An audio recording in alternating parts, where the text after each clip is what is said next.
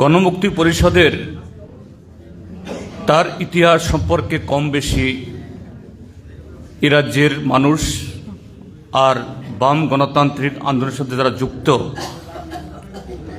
তারা তো অবশ্যই তারা কিছুটা হলেও জানেন যে 1945 ইংরেজিতে আজ থেকে 8 দশক আগে শিক্ষাকে কেন্দ্র করে একটা আন্দোলন সূচিত হয়েছিল। শুরুতে খুব ছোট্ট করে, এটা ছোট্ট করে হলেও তার প্রেক্ষাপট এত ছোট্ট ছিল না। তো আমাদের এই রাজ্যে, আমাদের দেশের অন্য প্রান্ত তো বটেই, যে শিক্ষা প্রতিষ্ঠান গড়ে তোলা, শিক্ষা আন্দোলন গড়ে তোলা ইত্যাদি তার অসংখ্য ঘটনা রয়েছে। আমাদের রাজ্যেও যে জনশিক্ষার মতো একটা আন্দোলনের একটা কাঠামো তৈরি করে না হলেও কোনো একটা যে এলাকা ভিত্তিক বা কোনো একটা অংশের জনগণের মধ্যে শিক্ষা সম্প্রসারণের জন্য যে সেই তৎকালীন সময়েতে এবং এর পরেও এবং এখনও এরকম অনেক উদ্যোগ সেখানে পরিলক্ষিত হয়। এতে জনশিক্ষা আন্দোলন, সে আন্দোলনের মধ্য দিয়ে হয়তোবা সংখ্যার দিক থেকে শিক্ষা প্রতিষ্ঠান গড়ে তোলা এটা সংখ্যা একটু বেশিই হবে, কিন্তু প্রত্যক্ষভাবে হয়তো সেই সময়েতে জনশিক্ষার আন্দোলনের হাত ধরে যে সমস্ত প্রতিষ্ঠানগুলো গড়ে উঠেছিল, সেই প্রতিষ্ঠানগুলো থেকে যে কত সংখ্যক ছাত্র ছাত্রী তারা শিক্ষার আলোকে, শিক্ষার যে আলোকিত করে একটা মানুষকে, সেরকমভাবে যে সর্বোচ্চ শিখরে সেখানে হয়তো বা সেরকমভাবে পৌঁছতে পারেনি, কিন্তু এরকম পরবর্তী সময়েতে কোনো একটা প্রতিষ্ঠানকে কেন্দ্র করে যে বহু বিভিন্ন সময়েতে যুগে যুগে অসংখ্য ছাত্রছাত্রী তারা জীবনে প্রতিষ্ঠিত হয়েছেন, সমাজকে, রাজ্যকে, দেশকে আলোকিত করেছেন এবং করছেন। কিন্তু তারপরও যে অন্যান্য এই উদ্যোগগুলোকে ঐতিহাসিক, যুগান্তকারী বা সেরকমভাবে জনশিক্ষাকে যেরকমভাবে স্মরণ করা হয় এটা বলা হয় না। কিন্তু জনশিক্ষা এটা অনন্য।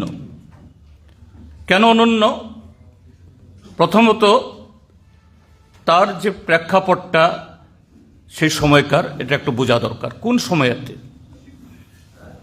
এই ত্রিপুরাজ্য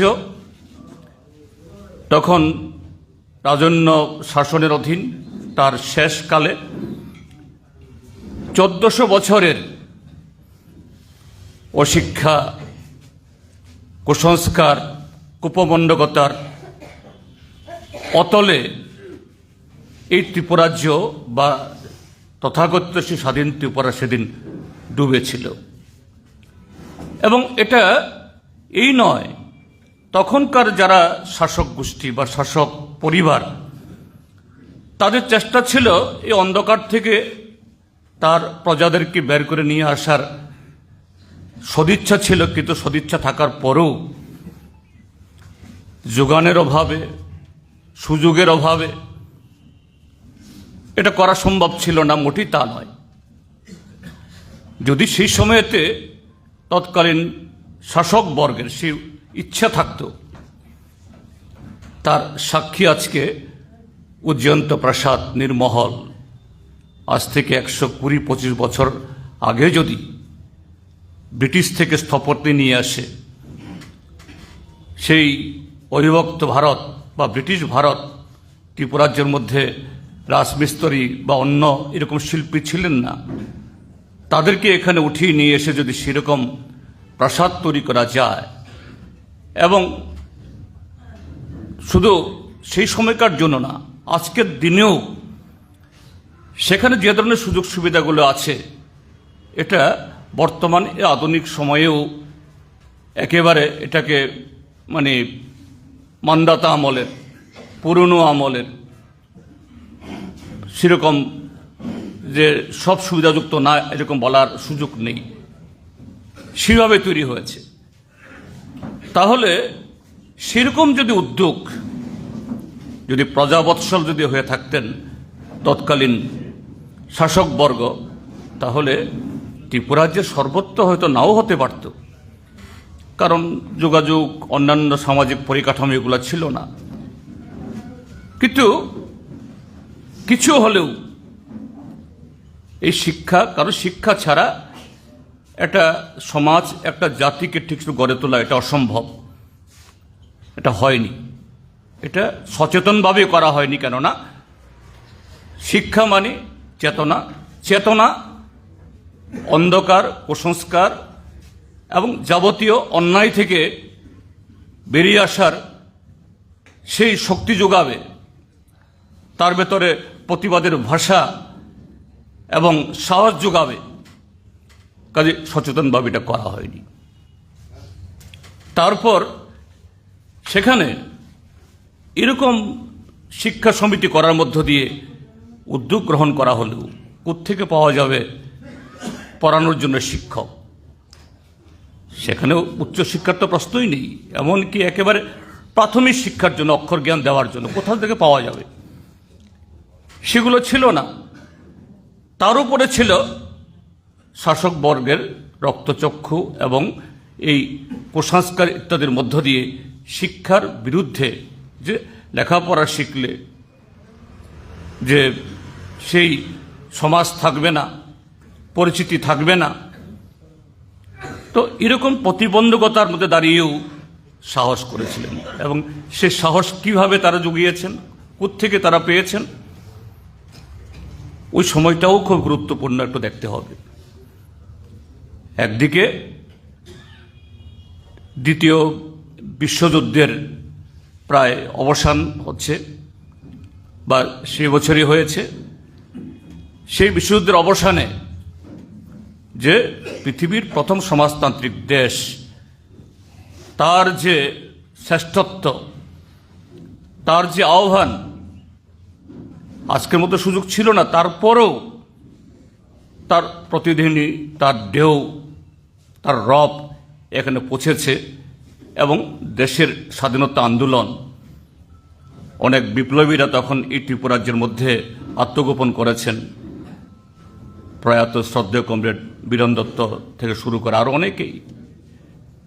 কাজে তাদের সংস্পর্শে এসে এই যুবক কমরেড দশরথ দেব, সুধন্য, হেমন্ত, মাত্র 11 জন।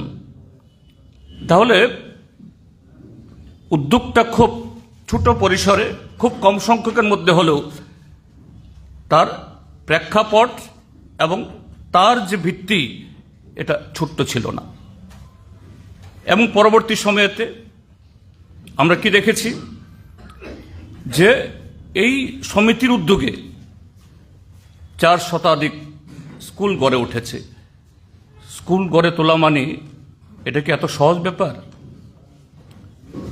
এমনকি সরকারিভাবেও যদি স্কুল গড়ে ওঠে, সমাজটা যদি সেরকমভাবে পশ্চাৎপদ, কুপমণ্ডকতা, অশিক্ষার মধ্যে যদি ভরে থাকে, নানা ধরনের কুসংস্কার এর মধ্যে বাধা আসবে। কাজে এই সমস্ত বাধা অতিক্রম করে শাসকবর্গের তরফ থেকে তো ছিলই, সেইভাবে এই শিক্ষা আন্দোলন এগিয়েছে।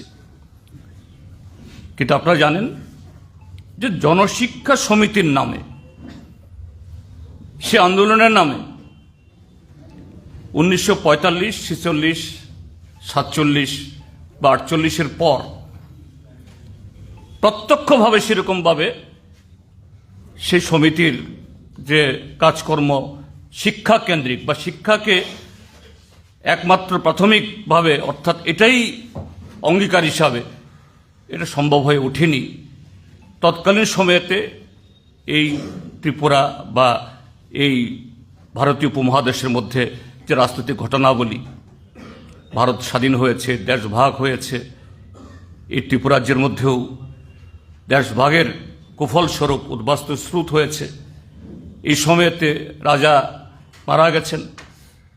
তো সবটা মিলিয়ে ত্রিপুরাজ্যের মানুষের মধ্যে একটা আকাঙ্ক্ষা যে না, একটা স্বাধীন ভারতবর্ষের মধ্যে, একটা স্বাধীন গণতান্ত্রিক ব্যবস্থার মধ্যে ত্রিপুরাকে অন্তর্ভুক্ত করতে হবে।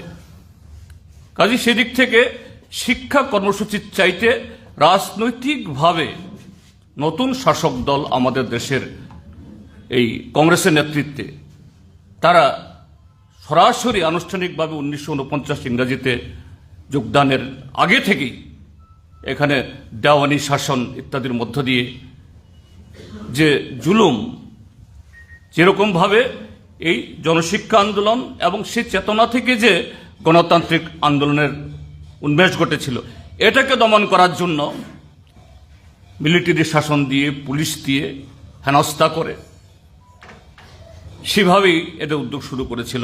এই জায়গায় ঐতিহাসিক কারণেই জনশিক্ষা আন্দোলন তাকে গণমুক্তি পরিষদ তৈরি করার যে তারা প্রেরণা পেয়েছেন বা জনশিক্ষা এই গণমুক্তি পরিষদ তারা গড়ে তুলতে বাধ্য হয়েছেন।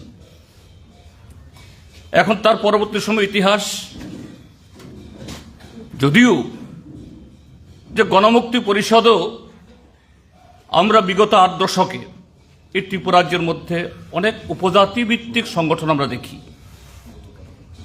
সেই বীর বিক্রমাদিত্য বাহাদুরের সময় থেকে ত্রিপুর সেনা, তারপরে সেংক্রা, তারপর 1967 ইংরাজিতে এই উপজাতি যুব সমিতি, তারপরে আইএনপিটি, আইপিএফটি, সর্বশেষ এখন ত্রিপুরা মথা।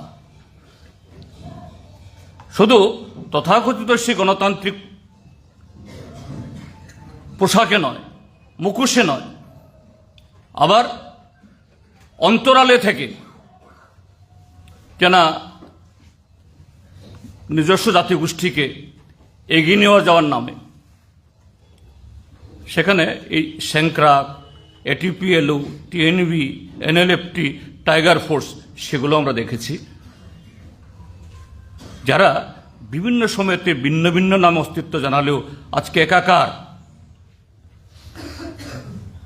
নাম ভিন্ন হলেও, সময় ভিন্ন হলেও এই সমস্ত সংগঠনের মধ্যে একটা চরিত্র কি? উগ্র জাত্যাভিমানী, সম্পূর্ণভাবে উপজাতি কেন্দ্রিক, আর কি প্রকাশ্যে কি অপ্রকাশ্যে প্রত্যেকের ভাষ্য হলো যে না, যে ট্রাইবেল ছাড়া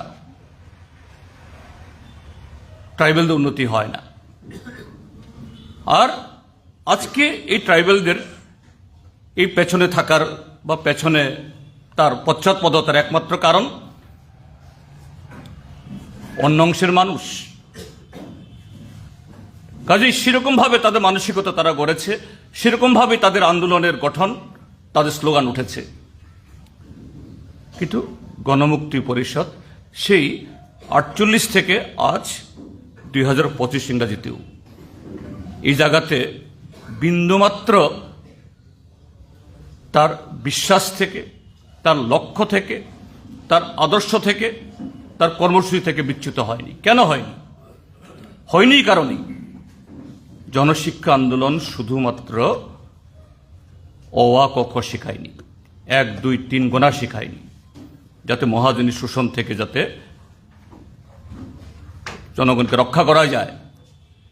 সেই সময়তে যে এই জনশিক্ষা আন্দোলনের যে চেতনা, তার ক্যাডারদের, তার সমর্থকদের মধ্যে তার সমাজ সংস্কার তথা সমাজের চরিত্র গঠনের জন্য একদিক থেকে কুসংস্কার, কুপমণ্ডকতার বিরুদ্ধে, আরেক দিক থেকে তথাকথিত কাস্টমারি ল, সামাজিক প্রথা, তার মধ্যে পৃথিবীর যে কোনো প্রান্তে, এমনকি বৃহত্তর সমাজের মধ্যে আমরা দেখি তথাকথিত কতগুলো সামাজিক প্রথা, প্রথা তো না, কুপ্রথার নামে নারী নির্যাতন বা তথাকথিত যারা সমাজের নিচু তলায় তাদের শোষণ ইত্যাদি হয়। কাজে গণমুক্তি পরিষদ যে তাকে অক্ষর জ্ঞান দেওয়ার পাশাপাশি সেই কুসংস্কারের বিরুদ্ধে, তারপর এই কাস্টমারি ল, এটাকে কিভাবে উন্নত চিন্তা ভাবনার সাথে তার মিলিয়ে এটার সংস্কার করা যায়, তার সাথে একমাত্র জুম চাষের মধ্য দিয়ে তারা বাঁচবে না, উন্নত জীবিকা আর সাম্প্রদায়িকতার বিরুদ্ধে কিভাবে। ওই সময়তে তো ট্রাইবেলরাই সংখ্যাগরিষ্ঠ ছিল এবং সেই সময়তে এই রাজ্যের মধ্যে যারা মহারাজারাও কিছু লোককে এনেছিলেন চাষাবাদ করার জন্য, তাদের সাথে কোথাও এখন যেরকমভাবে মাঝে মধ্যেই রাজনৈতিক উদ্দেশ্যে এই বিদ্বেষ ইত্যাদি লাগানো তৈরি হয়, এরকম কোনো ঘটনা যে 1960-65-70 দশকের আগে হয়েছে আমাদের জানা নেই। কিন্তু তারপরও গণমুক্তি পরিষদ সচেতনভাবেই সাম্প্রদায়িক সদ্ভাবনা, এই 4টা মৌলিক জিনিস শিখিয়েছিলেন। এটাই যে গণমুক্তি পরিষদ আন্দোলন, পরবর্তী সময়েতে কৃষক আন্দোলন গড়ে তোলা, কমিউনিস্ট পার্টি গড়ে ওঠা, বামফ্রন্ট গড়ে ওঠা, সেই চরিত্র গঠনে এটা বহু সুদূর প্রসারী প্রভাব এই ত্রিপুরাজ্যের সমাজ জীবনে, শুধু ট্রাইবেলদের মধ্যে না, ট্রাইবেল নন ট্রাইবেল সকল অংশের মধ্যে একটা নতুন অবয়ব গড়ার দিক থেকে এই জনশিক্ষা আন্দোলন তার ভূমিকা রেখেছে।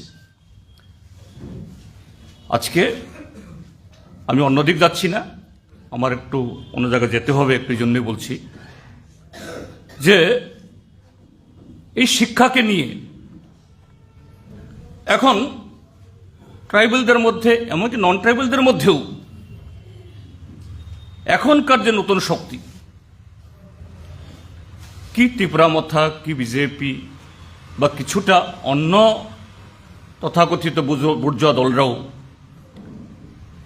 নয়া শিক্ষা ব্যবস্থা,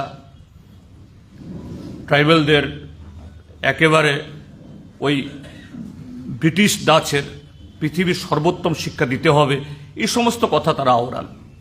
যেমন এডিসিতে 2021 ইংরেজিতে যখন ত্রিপুরা মথা আসলো, পত্রিকায় দেখেছি, ঘোষণা হলো না এডিসিতে বামফ্রন্ট বাংলা মিডিয়ামে পড়ায় দেখেই আমাদের ট্রাইবেল ছেলে মেয়েরা এরা কম্পিটিটিভ এক্সামে অংশগ্রহণ করতে পারে না, তারা পিছিয়ে আছে,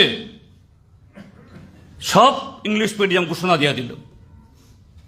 কিন্তু গত 4.5 বছরে নতুন একজন শিক্ষক নিয়োগ নেই, নতুন একটা স্কুল তৈরি করা নেই, নতুন একটা কক্ষ তৈরি করেনি, উল্টু 1000-1200 স্কুল বন্ধ, না বন্ধ হলেও শিক্ষক নিয়োগ না হওয়ার কারণে গোটা এডিসি এলাকাতে, সেখানে ট্রাইবেলদের মধ্যেও বামপন্থী ফ্রন্ট সরকারের সময়তে উন্নয়নের কারণে চাকরি বাকরি, রাবার বাগান ইত্যাদি হওয়ার কারণে নিজের পয়সায় সরকারি স্কুল না পড়িয়ে কিছু লোক ডন বস্কো বা ওই শ্রীকৃষ্ণ মিশন স্কুলে পড়ান। সকালবেলা বিশেষ করে এই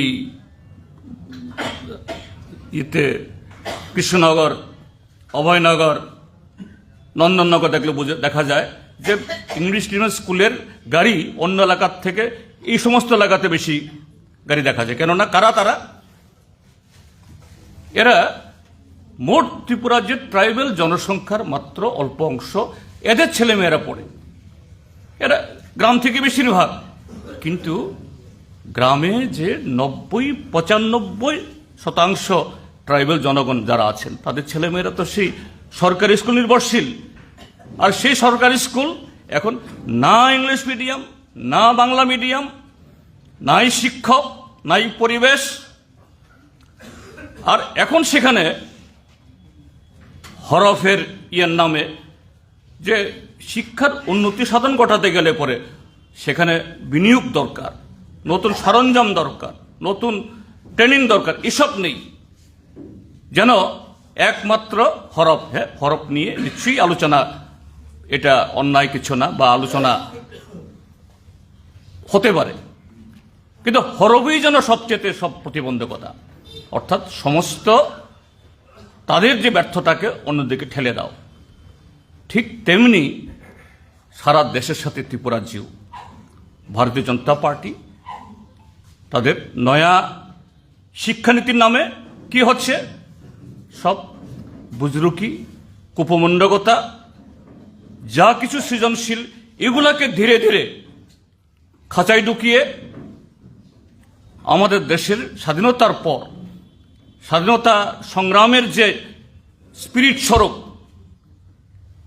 university grand commission, NCERT, SCRT, ইতিহাস কংগ্রেস, বিজ্ঞান কংগ্রেস ইত্যাদি তৈরি হয়েছিল, সবগুলোকে ধ্বংস করে, অর্থাৎ তাদের রাজনীতির সাথে খাপ খায় এরকম প্রজন্ম তৈরি করা, আর তাদের যে ফিলোসফি, দর্শন হিন্দুত্বের, এটাকে যাতে মাথায় ঢোকানো যায় সেভাবে তৈরি হচ্ছে। কাজে তার বিরুদ্ধে আজকে এই 8 দশক বাদেও জনশিক্ষার চেতনা, তার স্পিরিট বরঞ্চ আরো বেশি প্রাসঙ্গিক। শুধু গণমুক্তি পরিষদের জন্য না, ট্রাইবেল অংশ জনগণ না, গোটা ত্রিপুরাজ্যের। কাজে এই দিন সে লক্ষ্যে আমরা উদযাপন করি, এই চেতনাকে যাতে দুর্বল না করতে পারে, এবং এই চেতনা যত বেশি উদ্ভাসিত হবে তত বেশি গণতান্ত্রিক আন্দোলনে বিকশিত হবে। আজকের সমস্ত আক্রমণকে মোকাবেলা করার দিক থেকে আমরা আমাদের এই প্রজন্মকে বা আজকের এই সমাজকে আমরা আরো বলিষ্ঠ করতে পারবো। সেই লক্ষ্যেই আমাদের এই আন্দোলন বা আজকের এই আলোচনা বা আজকের যে আমরা স্মরণ করছি সেভাবেই সার্থক হয়ে উঠুক, এই কথাগুলো বলে এবং আপনাদের কাছ থেকে আমি বিদায় চাইছি। আপনারা জানেন যে আমাদের বিধানসভার অধ্যক্ষ গতকাল প্রয়াত হয়েছেন, একটু পরে আসবে বিধানসভাতে, কাজে সেখানে না গেলে এটা অশোভন দেখাবে, এই জন্য আমি আগে বলে আমি চলে যাচ্ছি। আমি এটুকু বলে আবারও সবাইকে নমস্কার এবং ধন্যবাদ জানিয়ে আমার কথা বলা শেষ করছি। ইনকলাব জিন্দাবাদ। এই জনশিক্ষা সমিতির সম্পর্কে অবগত আছেন, জানেন, কাজে এই বিষয়ে বিস্তারিত বলতে হবে এটা অন্ততপক্ষে আমি মনে করছি না। এটা ঠিক, জনশিক্ষা সমিতি শিক্ষার জন্য আন্দোলন হয়েছে ঠিকই, কিন্তু পাশাপাশি শিক্ষার সাথে বিশেষ করে সেই সামন্তবাদী শাসন থেকে শাসনের সময়ে যে সমস্ত সামাজিক দিক থেকে কুসংস্কার, অন্ধতা, মানে সব দিক থেকে পর্যটপদ্ধতা যে বিষয়গুলো ছিল, এগুলির দিক থেকে কাটিয়ে কি করে একটা নতুন সমাজ, নতুন ভাবনা, এটা বিশেষত উপজাতির সমাজের মধ্যে গড়ে তোলা যায়, সেই চেতনা, সেই ভাবনা আমরা জনশিক্ষা সমিতির মধ্য দিয়ে দেখেছি। শিক্ষার আন্দোলনের সাথে সাথে সংস্কৃতির আন্দোলন, বিশেষ করে আমরা উপজাতি অংশের মানুষ, আদিবাসী অংশের মানুষ জুমে সাথে যুক্ত, জুমকে ভিত্তি করে আমাদের সংস্কৃতি, সেখানে জাদু কলিজা, ত্রিপুরা ভারত, মায়ানি, যে গান, যে সংস্কৃতি, এটাই ছিল মূলত জনশিক্ষা সমিতির মধ্যে থেকেই প্রথম বলা যেতে পারে আধুনিক একটা সংস্কৃতি। কি করে আধুনিক নতুন করে এখন তৎকালীন সময়েও যাত্রাপালা হচ্ছে, নাটক হচ্ছে, আধুনিক গান হচ্ছে। কাজে এর সাথে তাল মিলিয়ে কীভাবে আমাদের যে সংস্কৃতিটাকেও কীভাবে সামনের দিকে এগিয়ে নিয়ে যাওয়া যায়, সেই সময়কার এই আগরতলা শহরে মহেন্দ্র দেববর্মা প্রথম ককবরকে আপনার আধুনিক সঙ্গীত ও জনি জং ভাইবে দিছিনি সং, এর মধ্যে থেকেই আধুনিক গানের অনুপ্রবেশ, নতুন করে নাটক লেখা, কক্তাং কবিতাগুলি লেখা, প্রবন্ধ লেখা, এগুলির মধ্য দিয়ে নতুন একটা সমাজ, নতুন একটা সংস্কৃতি গড়ে তোলবার প্রচেষ্টা যেমন হয়েছে, তেমনি কৃষিতে জুম চাষের উপর নির্ভরশীল ছিল আমাদের সমাজের মধ্যে জমাতিয়া জনগোষ্ঠী। তারা প্রথম কৃষির সাথে যুক্ত, কারণ তারা উদয়পুর সংলগ্ন এলাকায়, অমরপুর সংলগ্ন, আপনার বিশেষ করে উদয়পুর, সোনামুড়া, এই সমস্ত সংলগ্ন এলাকায় মুসলিমদের সাথে পাশাপাশি অবস্থান থাকাতে তারা কৃষিতে মোটামুটিভাবে অনেকটাই অগ্রসর ছিল। কিন্তু দেববর্মা জনগোষ্ঠী বা অন্যান্য জনগোষ্ঠী, রাজবংশ দেববর্মা হলেও এই কৃষির সাথে, আধুনিক কৃষির সাথে সেরকমভাবে সম্পৃক্ত ছিল না।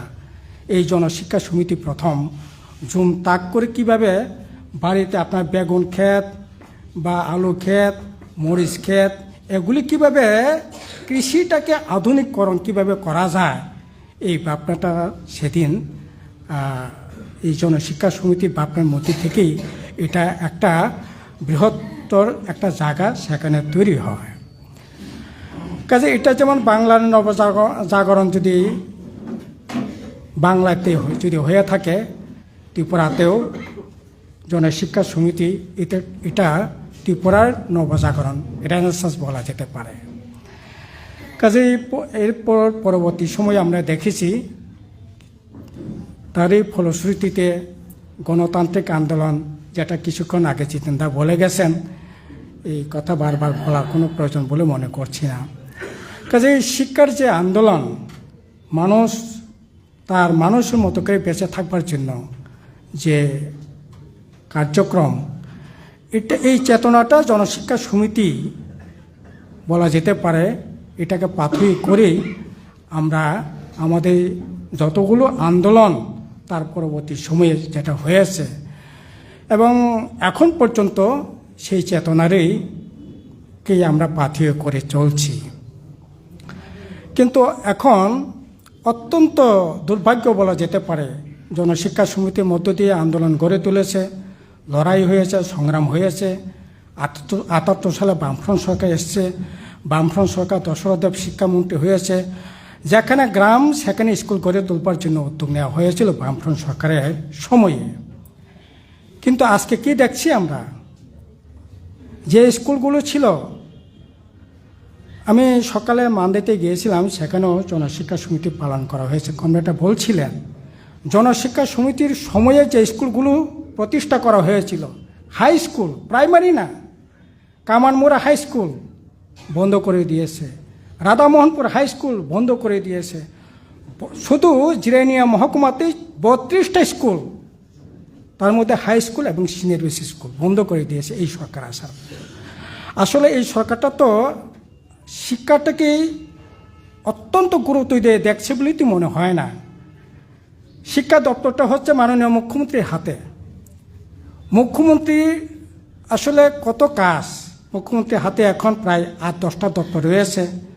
শিক্ষা দপ্তর অন্যতম দপ্তর, তারপরে আপনার আছে স্বাস্থ্য দপ্তর, PWD, আপনার স্বরাষ্ট্র দপ্তর, শিক্ষা, ঠিক আছে, অন্যান্য দপ্তরগুলো চালানো যেতে পারে, কিন্তু শিক্ষা দপ্তর এটা একটা আসলে অত্যন্ত গুরুত্বপূর্ণ। এটাকে অন্য দপ্তরের সাথে মিলিয়ে দেখার কোনো সুযোগই সেখানে থাকছে না। কিন্তু এত ব্যস্ত মানুষ, যে দপ্তরটা শিক্ষা দপ্তর, আলাদা করে চিন্তা ভাবনা করা, ক্রিয়েটিভ, মানে সৃজন, প্রকৃত মানুষ গড়ে তোলার জন্য একটু আলাদা করে চিন্তা ভাবনা করার সময়কে আসলে সত্যি সত্যিই মুখ্যমন্ত্রী হলে পরে এই দায়িত্ব অনেকগুলো দায়িত্বের পর এই দায়িত্ব পালন করে কি আদৌ আসলে সম্ভব? আমি তো মনে করছি সম্ভব হচ্ছে না। তার জন্যই শিক্ষার এই হাল চলছে। একইভাবে আমরা দেখছি এডিসিতেও এখন রবীন্দ্র দেববর্মা হচ্ছে শিক্ষা দপ্তরের এক্সিকিউটিভ মেম্বার। রবীন্দ্র দেববর্মা সম্পর্কে আমরা সকলেই কম বেশি জানি। ওনার সামাজিক মূল্যবোধ কতটুকু কী আছে, ঠিক আছে, পঞ্চায়েত দপ্তর অন্যান্য দপ্তর পরিচালনা করতে পারে। শিক্ষার মতো একটা অত্যন্ত গুরুত্বপূর্ণ কি এডিসি কি রাজ্যে এখন যারা দেখছেন এই দপ্তরগুলো, এটা আসলে যেরকমভাবে দেখা দরকার, যেরকমভাবে দেখা উচিত, সেরকমভাবে দেখার মতো অবস্থাও নেই, দেখাও হচ্ছে না। বামফ্রন্টের আমলে দশরথ দেব শিক্ষামন্ত্রী হয়েছে, তার পরবর্তী সময় আমরা দেখেছি অনিল সরকার, তপন দা এখানে আসেন, তপন চক্রবর্তী এবং বানদাও আসেন, উনিও হায়ার এডুকেশনের দায়িত্বে সামলিয়েছেন। পৃথক একটা দপ্তর ভালো করে দেখভাল করতে পারেন, শিক্ষার জন্য প্রকৃতপক্ষেই একটু আলাদা করে চিন্তা ভাবনা করে এই দপ্তরগুলো দেখা যেত।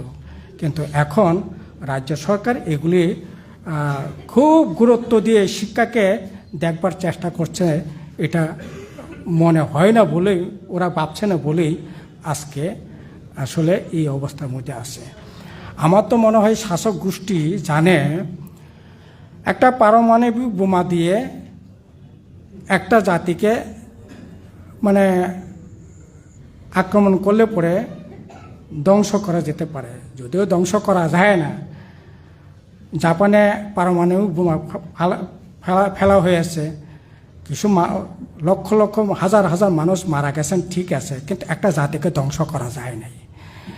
একটা জাতিকে, একটা দেশকে ধ্বংস করা যেতে পারে যদি শিক্ষা থেকে দূরে রাখা যায়, তখনই একটা জাতিকে ধ্বংস করা যায়। এবং রাজ্যটাকে ধ্বংস কিনে নিয়ে যাওয়ার জন্যই আজকে শিক্ষাটা গুরুত্ব পাচ্ছে না, গুরুত্ব পাচ্ছে অন্য বিষয়গুলো। কাজেই সেই দিক থেকেই আজকে আমাদের রাজ্যে শিক্ষার হাল। 2018 সালে আমাদের রাজ্যে মাধ্যমিক পরীক্ষার্থী ছিল 48,000-এর উপর। 2025 এই বছর মাধ্যমিক পরীক্ষার্থী হয়েছে 28,000-এর উপর। 20,000 মাধ্যমিক পরীক্ষাতেই কমে গেছে, এখন 20,000-এর উপর ড্রপ আউট। গোটা দেশের মধ্যে ড্রপ আউট এখন আমাদের রাজ্যে অন্যতম। ক্লাস 1 থেকে 12 পর্যন্ত ড্রপ আউট 35.72%, প্রায় 37% ড্রপ আউট।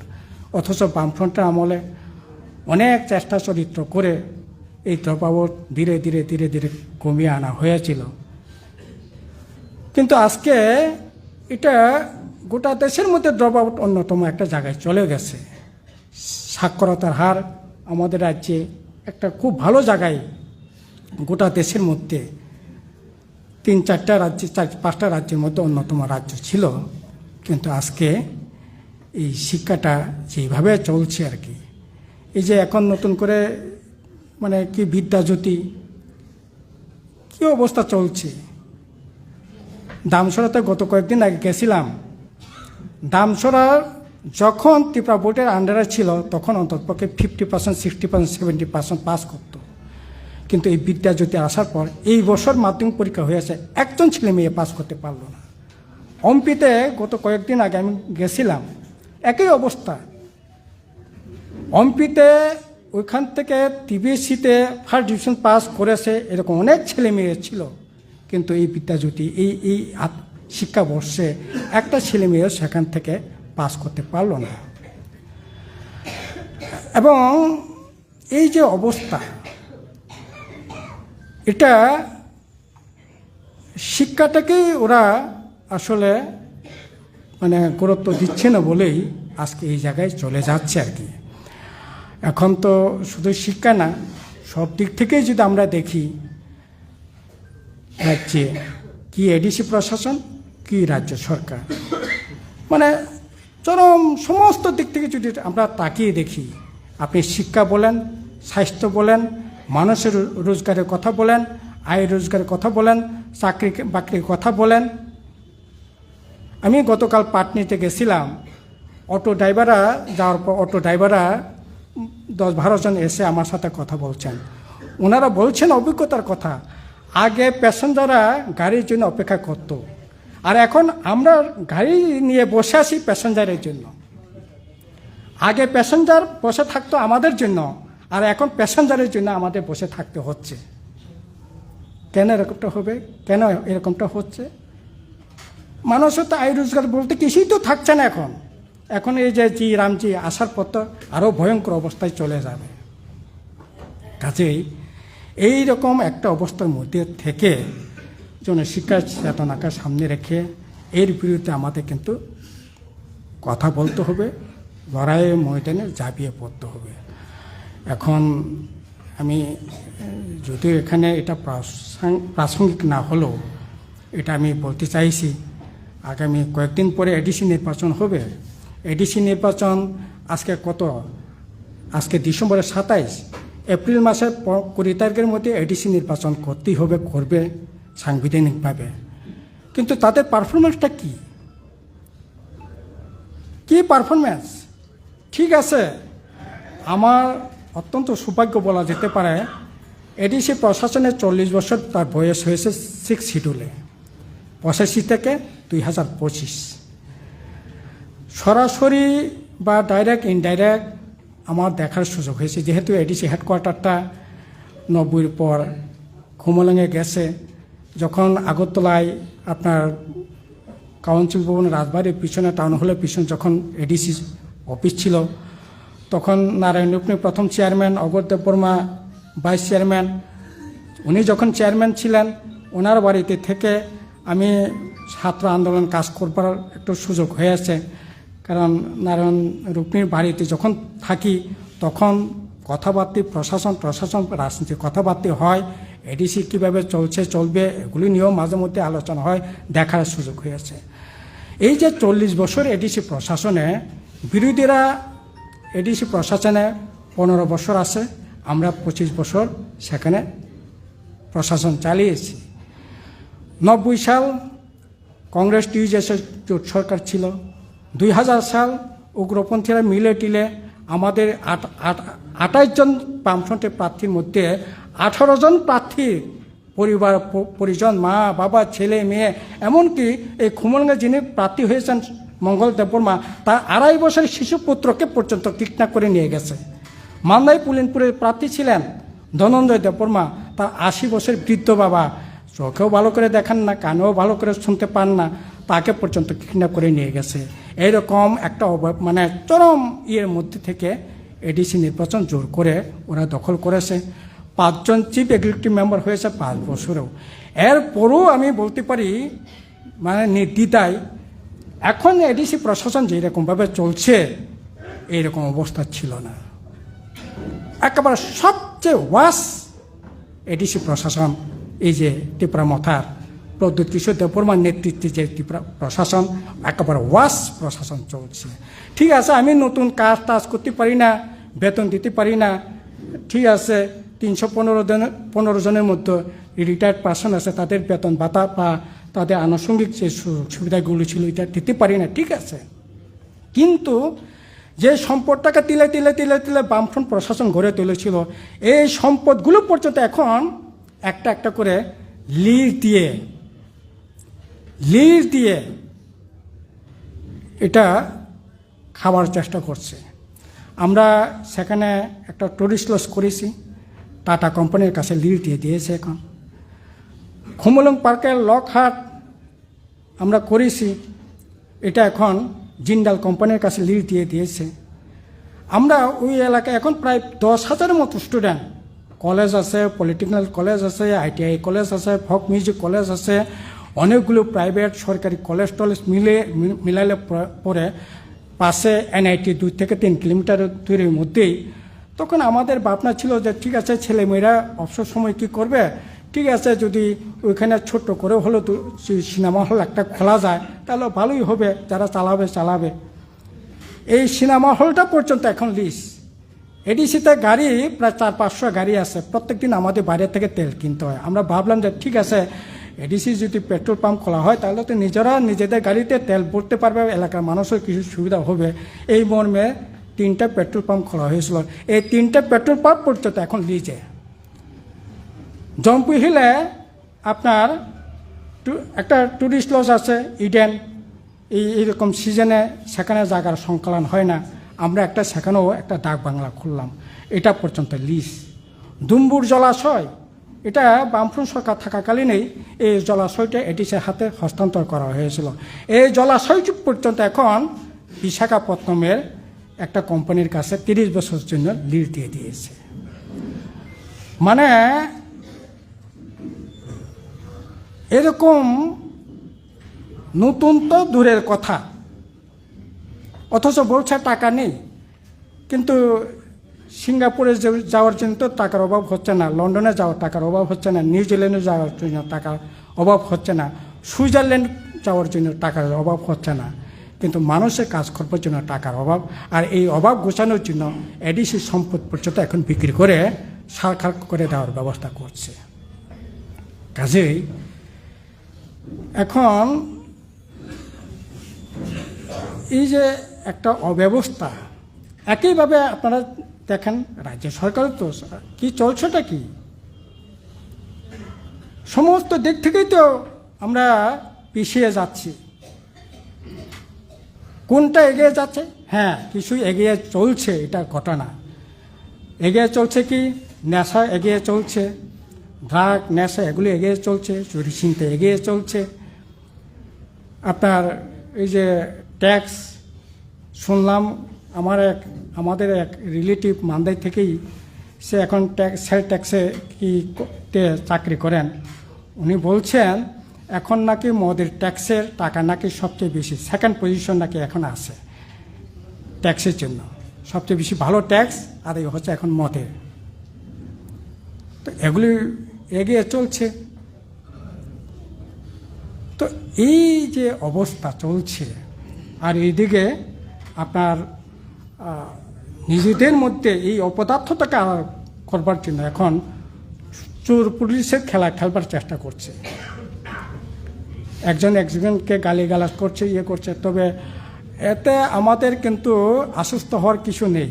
এই গালিগালাজ যতই থাকুক, ওরা কিন্তু একে অপরকে সেরে কেউ কোথাও যাবে না, কারণ তাদের প্রয়োজনেই তারা এই দল তৈরি করেছে, তাদের প্রয়োজনেই তারা সেখানে এটাকে জিয়ে রাখবে, ধরে রাখবার চেষ্টা করবে। এখন এই ধরে রাখবার জন্য সামনে এডিসি নির্বাচন, ত্রিপুরা মধ্যে যেমন 2টা স্লোগান দেওয়ার চেষ্টা করছে, ত্রিপুরাসে মুখ্যমন্ত্রী হতে হবে, আর ওয়ান নর্থ ইস্ট অর্গানাইজেশনের মধ্যে দিয়ে শুধু ত্রিপুরার যে ত্রিপুরাসা না, নর্থ ইস্টের সমস্ত ত্রিপুরাসে মিলে, কারণ নর্থ ইস্টে 10 জন এমপি আছে, কাজে 10 জন এমপি কথা তুললে পরে এই কথা শোনাতে পারবে দিল্লিতে। আর সেখানে আমরা ভারতবর্ষে 543 জন এমপির মধ্যে 47 জন এমপিকেই ঐক্যবদ্ধ করবার জন্য, গণতান্ত্রিক আন্দোলনের সাথে সম্পৃক্ত রেখে আন্দোলন করে গণতন্ত্রটাকে বড় করবার জন্য লড়াই করছি। তার জন্য আদিবাসী রাষ্ট্রীয় অধিকার মঞ্চ তৈরি করে আমরা একবার চেষ্টা করছি। তো ওরা এখন নর্থ ইস্টকে নিয়েই এগুলি করবার চেষ্টা করে, আসলে এটা সামনে ভোটের জন্য এগুলি করবার চেষ্টা করছে আর কি। একইভাবে মাননীয় মুখ্যমন্ত্রী এই এলাকায় প্রায় 8-10টা জনসভা করেছে, কুমলং, আপনার এই যে হাজামারা, জম্পুজলা, এই জুরিডিকশন এলাকায় প্রায় 10টার উপর জনসভা করেছে। দুটো কথা অত্যন্ত জোর দিয়ে বলবার চেষ্টা করছে, ওদের সরকার আমলে নাকি ত্রিপুরাসারা সবচেয়ে বেশি সম্মানিত হয়েছে। একবার বুক চাপিয়ে বলবার চেষ্টা করছে। আসলে আদৌ কি ত্রিপুরাসারা সবচেয়ে বেশি সম্মান? আচ্ছা, সম্মান কিভাবে অর্জন করে মানুষ? সম্মান তো শিক্ষা দীক্ষা, আয় রোজগার, সামাজিক মর্যাদা তখনই বড় হতে পারে। এগুলি ব্যবস্থা হয়েছে। আপনি মরণোত্তর পুরস্কার দিলেন এনসি দেববর্মাকে, যিনি সম্পূর্ণভাবে একটা বিভেদকামী শক্তি, ত্রিপুরা ল্যান্ড দাবি তুলে জনীয় বামফ্রন্ট সরকারকে সেখানে ক্ষমতাচ্যুত করবার জন্য সমস্ত রাজনীতির ষড়যন্ত্র আপনি করলেন। তার বিনিময়ে মরণোত্তর পুরস্কার দিলেন, রাষ্ট্রপতি পুরস্কার দিলেন। ত্রিপুরা জনগণের এই মানে সমাজ গঠনে, জাতি গঠনে, এই রাজ্যটাকে গড়ে তুলবার জন্য এক কানা পয়সার কোনো ভূমিকা আছে? রাজ্যপাল করছেন, আরে রাজ্যপাল তো আপনাদের আভ্যন্তরীণ সমস্যা সমাধানের জন্য করছেন। আর রাজ্যপাল তো ঠিক আছে, রাজ্যপাল করছেন, ভালোই করেছেন, কিন্তু একটা মানে প্রকৃত যে মর্যাদা, এগুলি কি সত্যি সত্যি আছে? সত্যি সত্যি আছে? এই যে মন্ত্রিসভাটা গঠন করলো, এখানে এভাবে আমি বলতে চাই না, ঠিক আছে, কিন্তু ওরা বলছে বলে এগুলি আমাদের ভাবনার মধ্যে চলে এসছে। এই যে মন্ত্রিসভাটা করলো, মর্যাদা কোন জায়গায় আছে? আপনার 12 জন মন্ত্রী, কত কি দপ্তর দিয়েছেন আপনি? 1 নম্বর মন্ত্রী মানিক শাহ, 2 নম্বর রতনলাল নাথ, 3 নম্বর প্রণজিৎ সিংহ রায়, 4 নম্বর সন্ত চৌধুরী। আপনার কত নাম্বার আছে? আর নাম্বার দিয়ে কি হবে? কাজ কি? দপ্তর কি? একজন আদিবাসী মহিলাকে রাষ্ট্রপতি করেছেন, ঠিক আছে, ভালোই করেছেন, কিন্তু আদিবাসীদের যে মর্যাদা দেওয়া দরকার, 72 জন সেন্ট্রাল মানে সরকারের, কেন্দ্র সরকারের মন্ত্রী আছে, কত নাম্বারে আছে? কিরেন রিজিজু কত নাম্বারে? 37 নম্বরে মন্ত্রিসভায় আছে। এতই যদি মর্যাদা আপনারা দিয়ে থাকেন, দিয়ে দেখো না, 2 নম্বর 3 নম্বর হোম মিনিস্টার, ফরেন মিনিস্টার, প্রতিরক্ষা মন্ত্রী, মানব সম্পদ কল্যাণ দপ্তরের মন্ত্রী, দেখ না। মানুষকে বিভ্রান্তি করবার জন্য এগুলি এখন মুখ্যমন্ত্রী 2টা কথা বলছেন, ত্রিপুরা মঠও 2টা কথা বলছেন। ত্রিপ্রাসাদের সম্মান দিয়েছে, আর উন্নয়ন নাকি এখন আকাশপথেও দেখা যাচ্ছে, শুধু রাস্তায় দিয়ে গাড়ি দিয়ে গেলেই দেখা যাচ্ছে না, আকাশপথেও নাকি উন্নয়ন দেখতে পাচ্ছেন। আরে আকাশপথে কি উন্নয়ন দেখছেন? একটা নতুন কলেজ, একটা নতুন হসপিটাল হয়েছে কি? তো কাছেই আমরা কি এডিসি প্রশাসন, কি রাজ্য সরকার, এখন যেগুলি ওরা যেরকমভাবে করবার চেষ্টা করছে, এটা কোনো মতেই কোনোভাবেই এই রাজ্যে গণতান্ত্রিক শক্তিকে বড় করতে পারে না। কাজে জনশিক্ষার চেতনাকেই সামনে রেখেই এই অপশক্তির বিরুদ্ধে আমাদের লড়াই করতে হবে, এই শপথই আমাদের আজকে নিতে হবে। কাজেই আমি আর বেশি বললাম না, এই কথাগুলি বলে আবারও সকলকে আন্তরিক ধন্যবাদ, নমস্কার জানিয়ে আমি আমার কথা বলা শেষ করলাম। 81তম জনশিক্ষা দিবস জিন্দাবাদ। এখন আলোচনা করবেন সিপিআইএম বরিষ্ঠ নেতা কমরেড মানিক সরকার মহোদয়।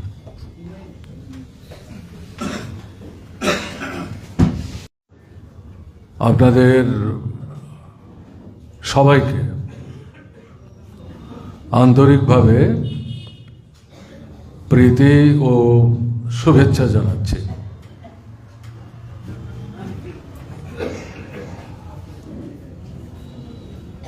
জনশিক্ষা সমিতির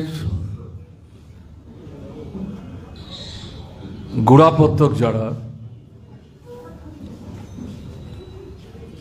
যে 11 জনকে নিয়ে প্রথম এই কমিটি তৈরি হয়েছিল, আমি তাদের সকলের স্মৃতির প্রতি গভীর শ্রদ্ধা নিবেদন করছি।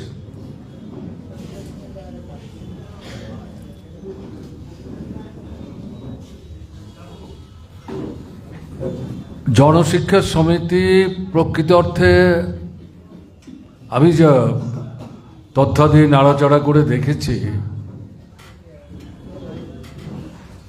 খুব একটা লম্বা সময় ধরে জনশিক্ষা সমিতির নামে এবং উদ্যোগে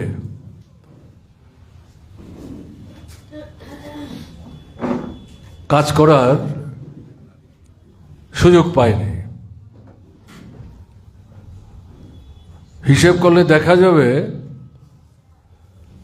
যদিও আমরা 45 সাল বলছি, কিন্তু 45 সালের ডিসেম্বর মাসে, আজকের তারিখ 27শে ডিসেম্বর, 11ই পৌষ, তাহলে 45 সালে তো আর তাদের পক্ষে কাজ করা সম্ভবই হয়নি। তাহলে 46, 47, প্রকৃতপক্ষে বলতে গেলে পরে এই 2 বছর, এবং 48-এও অনেকটা গোপনীয়তা রক্ষা করে কিছু সময় কাজ করার চেষ্টা করেছেন। সব হিসেব করলে পরে এটা 2 থেকে 2.5 বছর হবে না, 2 বছর 5 মাস আমি যে হিসাব করে বের করেছি। কিন্তু তারপরেও এই সংগঠনটির 80 বছর অতিক্রম করে যাওয়ার পর তার 81তম জন্মবার্ষিকীতে আমরা এই সমবিব্যাহারে এরকম সবাই মিলিত হচ্ছি কেন? কারণটা কি? ত্রিপুরায় তো আরো অনেক সংগঠন তৈরি হয়েছে,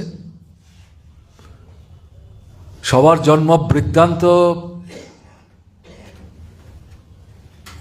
বা তার যে কার্যক্রম, এই সমস্ত নিয়ে তো এভাবে বছর বছর অনুষ্ঠানের আয়োজন আমরা তো সাধারণত করি না।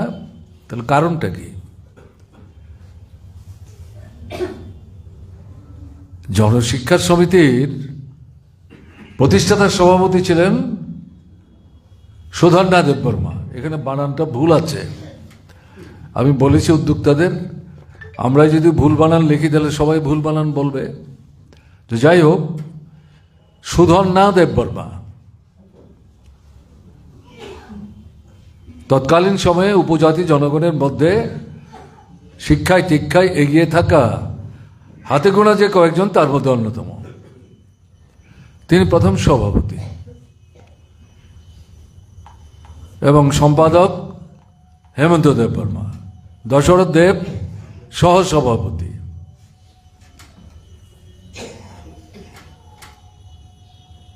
এখন সুধন্যা দেববর্মার স্বাক্ষরিত প্রথম যে আবেদনপত্র,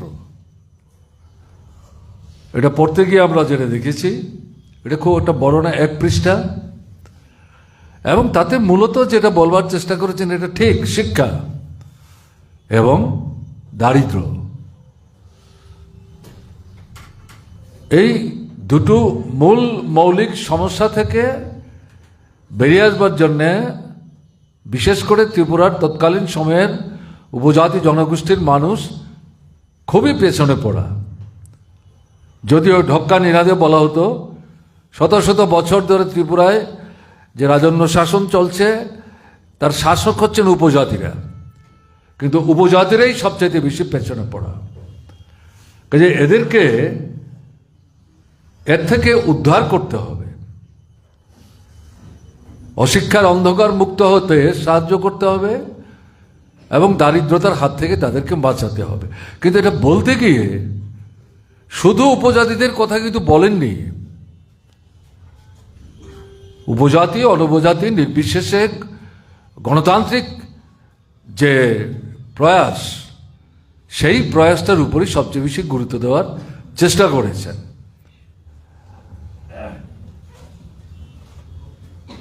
কিন্তু অভিজ্ঞতার আলোকে 2-2.5 বছর প্রত্যক্ষভাবে কাজ করতে পারলেও এই সংগঠনটার যে নাম জনশিক্ষা সমিতি, আমার নিজের যে অনুভূতি, প্রকৃত অর্থেই এই সংগঠনটি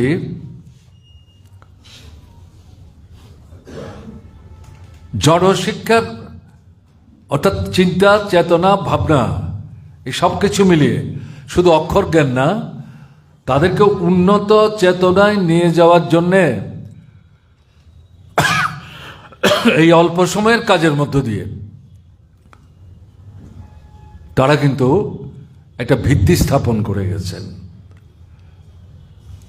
এটা অস্বীকার করার কোনো সুযোগ নেই। 45 সালের ডিসেম্বরে তৈরি হয়েছে,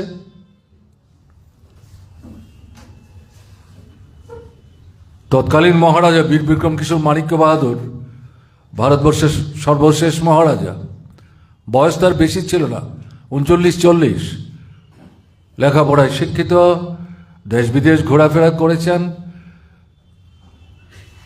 আধুনিক দৃষ্টিভঙ্গি সম্পন্ন, এগুলো অস্বীকার করার তো কোনো সুযোগ নেই। কিন্তু তার শাসনকালেও শিক্ষার বিস্তারের জন্য তিনি তো কার্যকরী তেমন কোনো উদ্যোগ গ্রহণ করেননি, এবং তারা দাবি করেন 1300 বছর। তিনিও তো বেশ কয়েক বছরই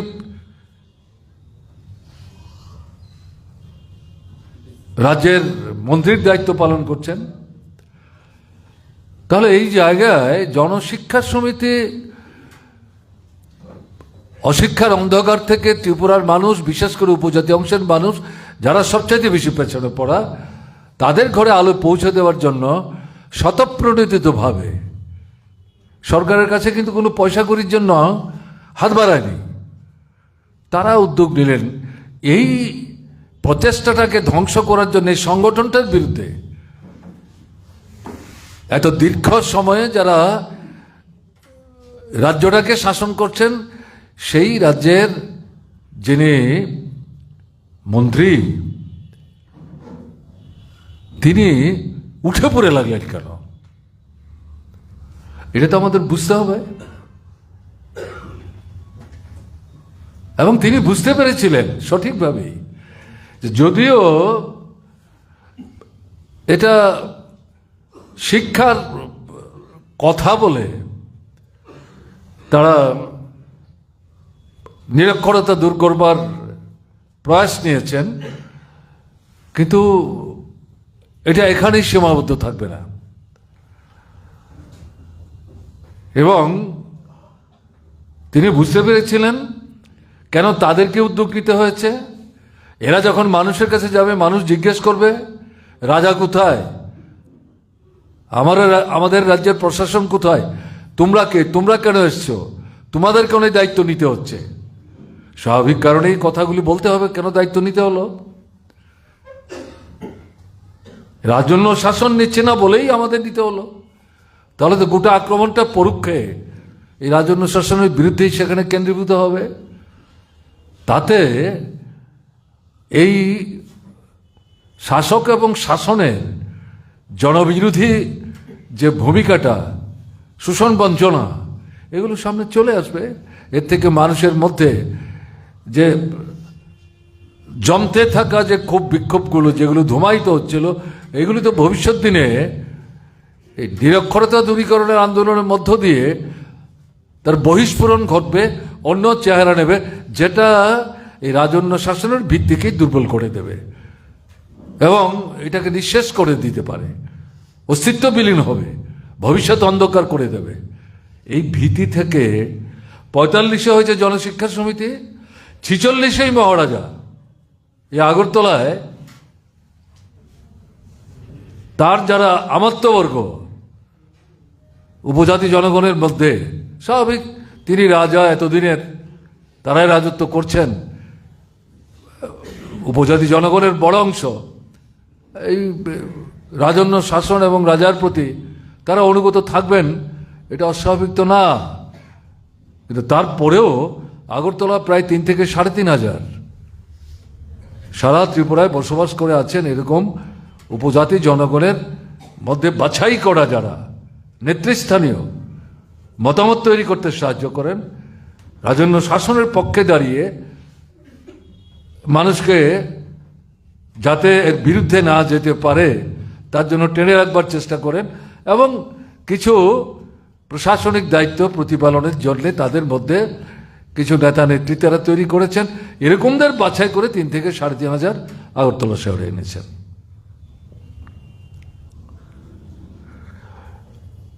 আমন্ত্রিত হননি, অথচ উপজাতি জনগণের উন্নয়ন চান, শিক্ষা দীক্ষার বিষয়টা প্রসারিত করতেছেন এরকম যারা, তারাও কিন্তু রবাহুতের মতো এই সম্মেলনে তারা অংশগ্রহণ করেছেন। তার মধ্যে সুধন্যা দেববর্মা ছিলেন, হেমন্ত দেববর্মা ছিলেন, আরো অন্যান্যরা।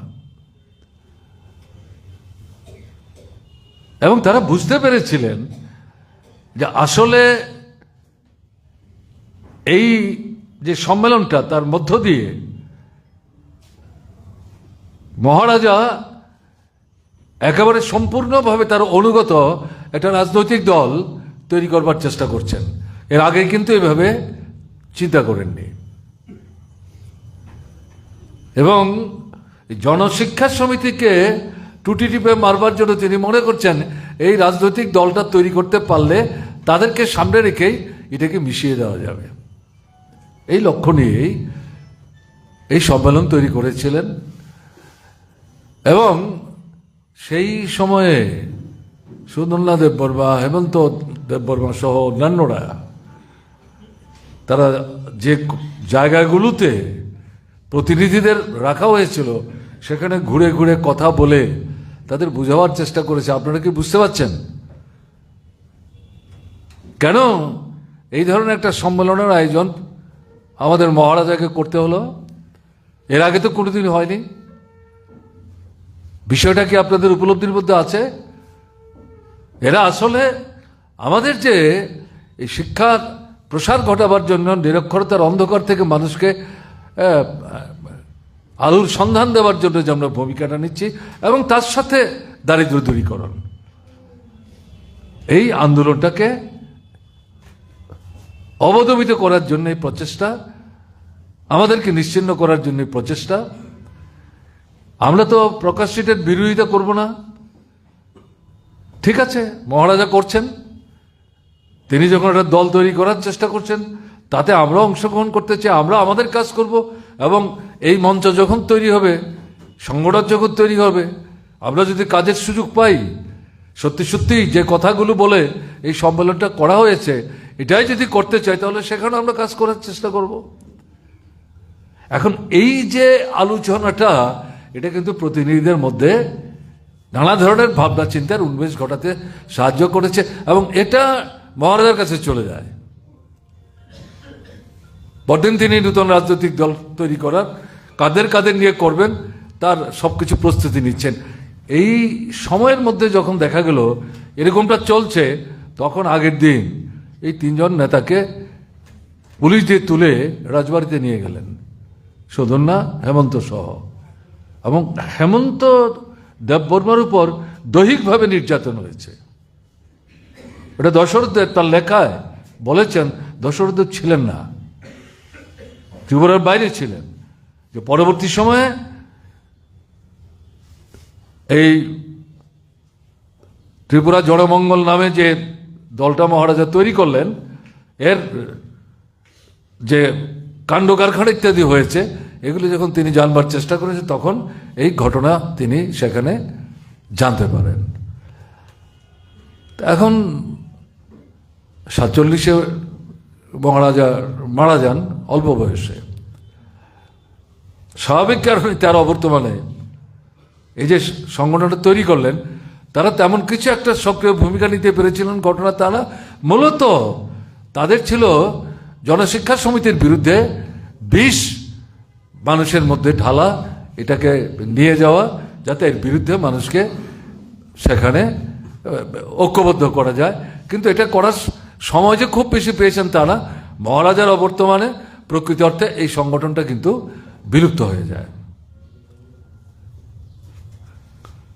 এর মধ্যে মহারাজা জীবিত থাকতেই যে ঘটনা ঘটেছে, এই যে সংগঠনটা 1-1.5 বছরের মধ্যে জনশিক্ষা সমিতি 400 স্কুল করে ফেলল। তারা কি একটা বিরাট অঙ্কের টাকা পুঁজি হিসেবে পকেটে নিয়ে নেমেছিলেন? তা তো না, সাধারণ মানুষের কাছে গেছেন, গরিব নিম্নবিত্ত, এটা ছোট্ট অংশ মধ্যবিত্ত। উপজাতি জনগণের মধ্যে তো তখন মধ্যবিত্ত সেভাবে গড়েই ওঠেনি।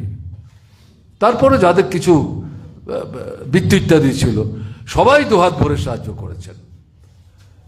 স্কুল বাড়ি তৈরি করার জন্য যারা কাজ করেছেন, গ্রামের মানুষ, উপজাতি অংশের বাবারা, কাকারা, জ্যাঠারা, দাদুরা, তারা কোনো পারিশ্রমিক নেননি।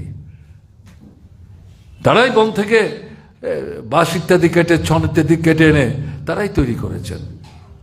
ছাত্র, যেটা জিতেন বলবার চেষ্টা করেছিলেন তার বক্তব্য রাখার সময়, পড়াবে মাস্টার কোথায়? গ্রামের মধ্যেই যারা 8, 9, 10 পর্যন্ত পড়েছেন তাদেরকে বাছাই করেছেন এবং বলা হয়েছে তোমরা তাদের পড়াবে, আমরা কিন্তু বেতন টেতন দিতে পারবো না, তবে দুবেলা খাবারের ব্যবস্থা করা যায় কিনা একটা চেষ্টা আমরা নেব। স্বতঃস্ফূর্তভাবে তারা এগিয়ে এসছেন। এখন এই স্কুলগুলি যখন গড়ে উঠতে শুরু করলো তখন তারা বুঝতে আরম্ভ করলেন এগুলিকে চালিয়ে রাখতে গেলে পর প্রশাসনের একটা ভূমিকা চাই, রাজন্য শাসনের একটা ভূমিকা চাই। এরকম জায়গায় ব্রাউন সাহেব 1945-এ দ্বিতীয় বিশ্বযুদ্ধ শেষ হয়েছে, তিনি একজন সৈনিক ছিলেন উঁচু পর্যায়ে, সেনাবাহিনী থেকে অব্যাহতি নেন। তাকে এনে মহারাজা এই ত্রিপুরাতে কাজ দেন এবং তাকে শিক্ষার দায়িত্ব নাকি দেওয়া হয়েছিল। এই ভদ্রলোক এসে যখন দেখলেন রাজন্য শাসনের ভূমিকা কোথায়, এ তো দেখা যাচ্ছে অযাচিতভাবে এই জনশিক্ষা সমিতি তারা জনগণ থেকে পয়সা নিয়ে একটার পর একটা স্কুল তৈরি করছে। শত শত উপজাতি ঘরের ছেলে মেয়েরা এখানে আসছে, যারা পড়াচ্ছে তাদের কোনো বেতন নাই, ভাতা নাই, তাদের দুবেলার খাওয়ার ব্যবস্থা করার জন্য মানুষের কাছ থেকে তাদের সাহায্য নিতে হচ্ছে। এরকম একটা জায়গায় যখন এই নেতৃত্ব, জনশিক্ষা সমিতির নেতৃত্ব এই ব্রাউন সাহেবের সাথে কথাবার্তা বলছেন, ব্রাউন সাহেব সেখানে ইতিবাচক ভূমিকা নিয়ে 3 শতাধিক স্কুল, সবগুলি না হলো 3 শতাধিক স্কুল তিনি অ্যাপ্রুভেল দিয়েছেন। অর্থাৎ ঠিক আছে তোমরা করেছ, এগুলো চালিয়ে রাখার জন্য, বাঁচিয়ে রাখার জন্য, শিক্ষক সহ ছেলেমেয়েরা যাতে পড়তে পারে তার জন্য এগুলি দেখভাল করার দায়িত্ব আমাদের রাজন্য শাসন গ্রহণ করবে। এই ভদ্রলোক 1 বছর পর চলে যান এবং শেষ পর্যন্ত ভারতবর্ষ থেকেই ফিরে যান তার নিজের দেশে। তো এ নিয়ে কিছু গুঞ্জন আছে, কথাবার্তা আছে, নানা বইপত্র পড়তে গিয়ে দেখা গেছে সম্ভবত এই যে জনশিক্ষা সমিতির প্রতিষ্ঠিত স্কুলগুলির মধ্যে 3 শতাধিক স্কুলকে এই ভদ্রলোক স্বীকৃতি দিলেন, এটা রাজার ভালো লাগেনি। কাজে এটা কথার কথা বলে মনে করার কারণ নেই।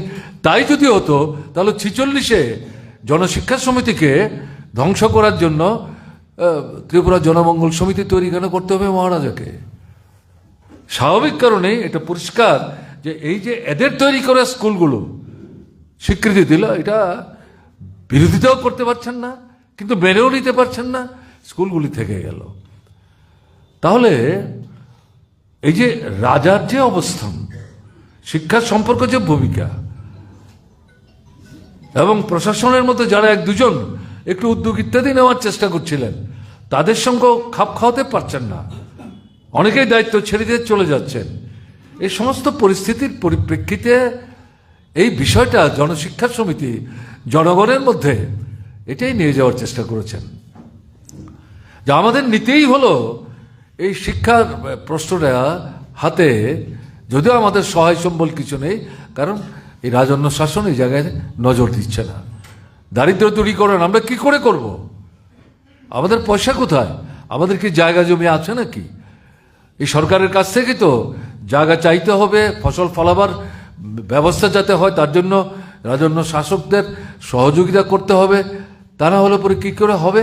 যে এই সমস্ত কিছুর মধ্য দিয়ে মানুষকে ঐক্যবদ্ধ হতে হবে, একসাথে মিলতে হবে, এবং আমরা যদি শাসকদের কাছে গিয়ে এই দাবিটা মানে খুব জোরে সুরে রাখতে পারি তবেই শাসকদেরকে বাধ্য করা যাবে এই সমস্যা থেকে বেরোবার। এর মধ্য দিয়ে মানুষের মধ্যে ঐক্য চেতনার যে প্রয়োজনীয়তা, শাসকদের সম্পর্কে মুখ খুলবার যে সাহস, এই যে ভাবনা, এই বিষয়টা তো জনশিক্ষা সমিতির যে কার্যক্রম তার মধ্য দিয়ে কিন্তু তারা প্রসারিত করার ক্ষেত্রে একটা দারুণ মানে বলা যায় গুরুত্বপূর্ণ ভূমিকা তারা পালন করেছেন। এর জন্য আমি কথাটা বলছিলাম যে জনশিক্ষা সমিতি এটা নামের সাথে সুবিচার করেই তারা প্রকৃত অর্থেই জনগণকে এই গণতান্ত্রিক চিন্তা চেতনায় তাদেরকে শিক্ষিত করে তোলে, তাদের জীবনের যে মূল সমস্যাগুলো, এই সমস্যাগুলি সমাধানের জন্য প্রকৃত পথের তারা সন্ধান দেওয়ার জন্য একটা ভিত্তিপ্রস্তর স্থাপন করে গেছেন। এই জনশিক্ষা সমিতির এই ভাবনা চিন্তা চেতনাকে পাথেয় করেই 48 সালের মে মাসে ভারতবর্ষ স্বাধীন হয়ে গেছে। ত্রিপুরাতে তখনও রাজনৈতিক শাসন।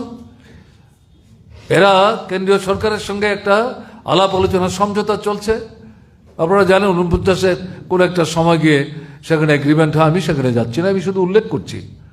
সেই জায়গায় কমিউনিস্ট পার্টি নিষিদ্ধ ঘোষিত হয়েছে।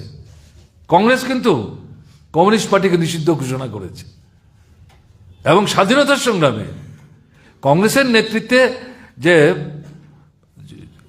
জনমুক্তি মঞ্চটা, তাতে কিন্তু কমিউনিস্টরা গুরুত্বপূর্ণ ভূমিকা পালন করেছে। সেখানে কংগ্রেসের সঙ্গে কোনো বিরোধী ভূমিকায় তারা যাননি।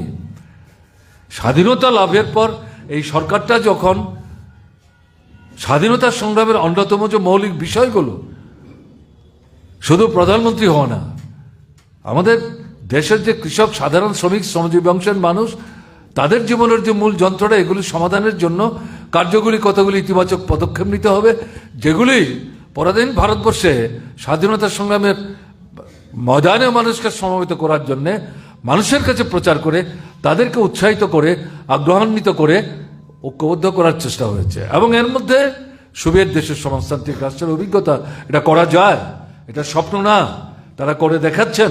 এই সব মিলিয়ে যে পরিমণ্ডল, যখন দেখছে এই সরকারটা তৈরি হওয়ার পর কংগ্রেসের হাতে নেতৃত্ব গেল, তাদেরই দলের নেতা প্রধানমন্ত্রী কিন্তু করছে উল্টো। এরকম একটা জায়গায় যখন বিকল্প দৃষ্টিভঙ্গি নিয়ে মানুষকে নতুনভাবে অজ্ঞাত করার চেষ্টা করছেন, সেই সময় কমিউনিস্ট পার্টিকে নিষিদ্ধ ঘোষণা করে দিল। ত্রিপুরায় তখন কমিউনিস্ট পার্টির মেম্বার কজন? জনশিক্ষা সমিতি গঠন করার প্রশ্নে প্রথম যে 4-5 উপজাতি অংশের মানুষ কথাবার্তা বলেন, অনুপজাতি হিসেবে বীরেন দত্তের সঙ্গেই তারা কথা বলেছেন এবং তারা জেনেই কথা বলেছেন। এ তো কমিউনিস্ট পার্টি করে। এবং তার মূল ইউনিট হচ্ছে কুমিল্লা, অবিভক্ত ভারত, অবিভক্ত বাংলা। তাতে ত্রিপুরার আরও কয়েকজন মেম্বার ছিলেন।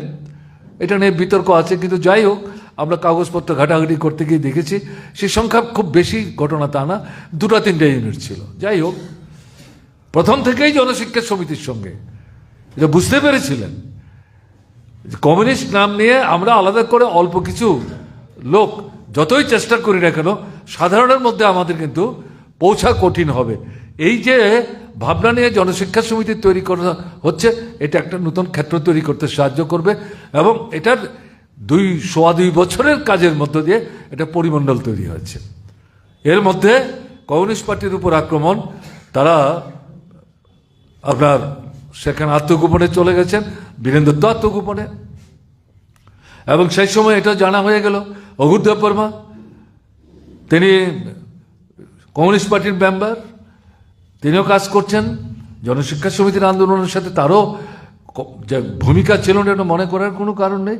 এরকম একটা জায়গায় তো জনশিক্ষা সমিতির মধ্য দিয়ে যে বীজটা বপন করা হলো, তার থেকে আমরা যে এতগুলি স্কুল করলাম, তাতে যে আমাদের শয়ে ছেলে মেয়েদেরকে আনতে পারলাম, এটা বিরাট সংখ্যক শিক্ষক গোষ্ঠী আমরা তৈরি করলাম এবং এর মধ্য দিয়ে তাদের যে চেতনার যে চোখটা, এটাকে উন্মিলিত হতে সাহায্য করলাম এবং তারা যে বুঝতে শুরু করলো যে না, এই রাজন্য শাসন তাদের জীবনের সমস্যার সমাধান করার জন্য কার্যকরী ভূমিকা নেবে না, একটা গণতান্ত্রিক দৃষ্টি নিয়ে বিকল্প পথের সন্ধান আমাদের করতে হবে।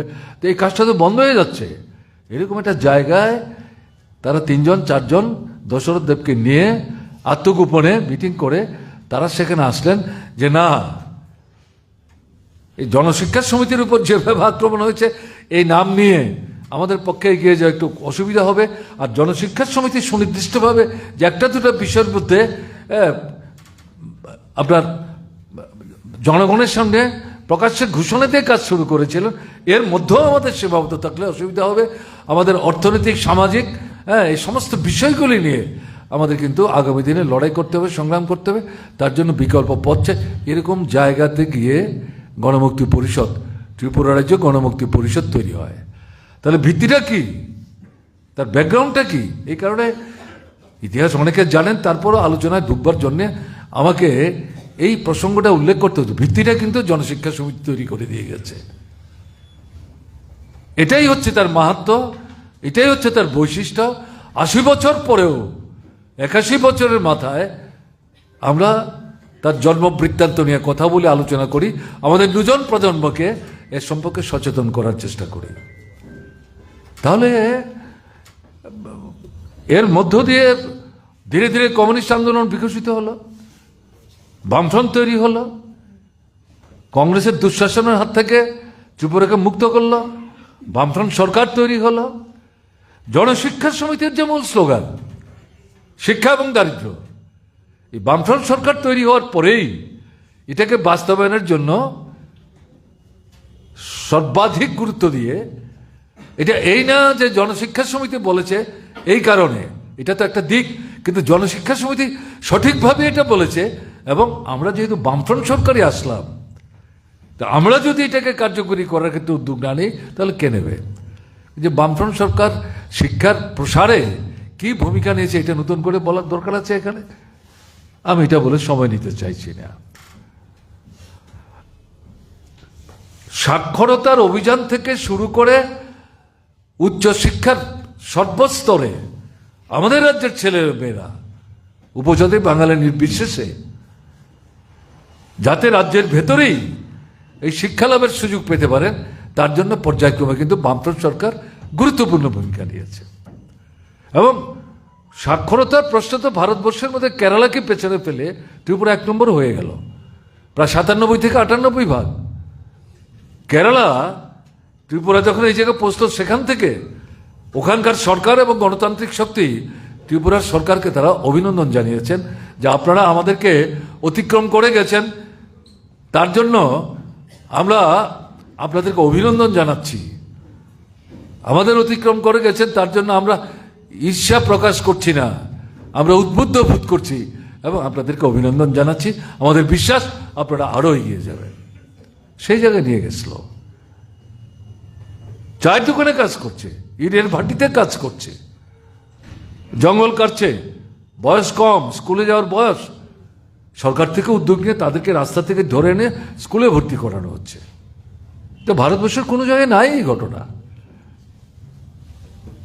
এবং যে কোনো জায়গা থেকে স্কুল করার কথা নিয়ে আসলে পর কত লোক, কত বড় গ্রাম, এগুলো প্রাথমিক কিছু তথ্য সংগ্রহের জন্য হয়তো সংগ্রহ করতে হতো, কিন্তু আগ্রহ যেটা, যারা আসতেন তারা বলতেন আমাদের তো সংখ্যা টংখ্যা জিজ্ঞেস করছো কেন মুখ্যমন্ত্রী, আমরা লোক সংখ্যা কম, ছাত্রছাত্রীর সংখ্যা কম হবে, তার জন্য আমাদের ছেলে মেয়েরা তারা পড়তে পারবে না, তাদেরকে 5 কিলোমিটার 7 কিলোমিটার 10 কিলোমিটার দূরে নিয়ে কী করে স্কুলে ভর্তি করাবো?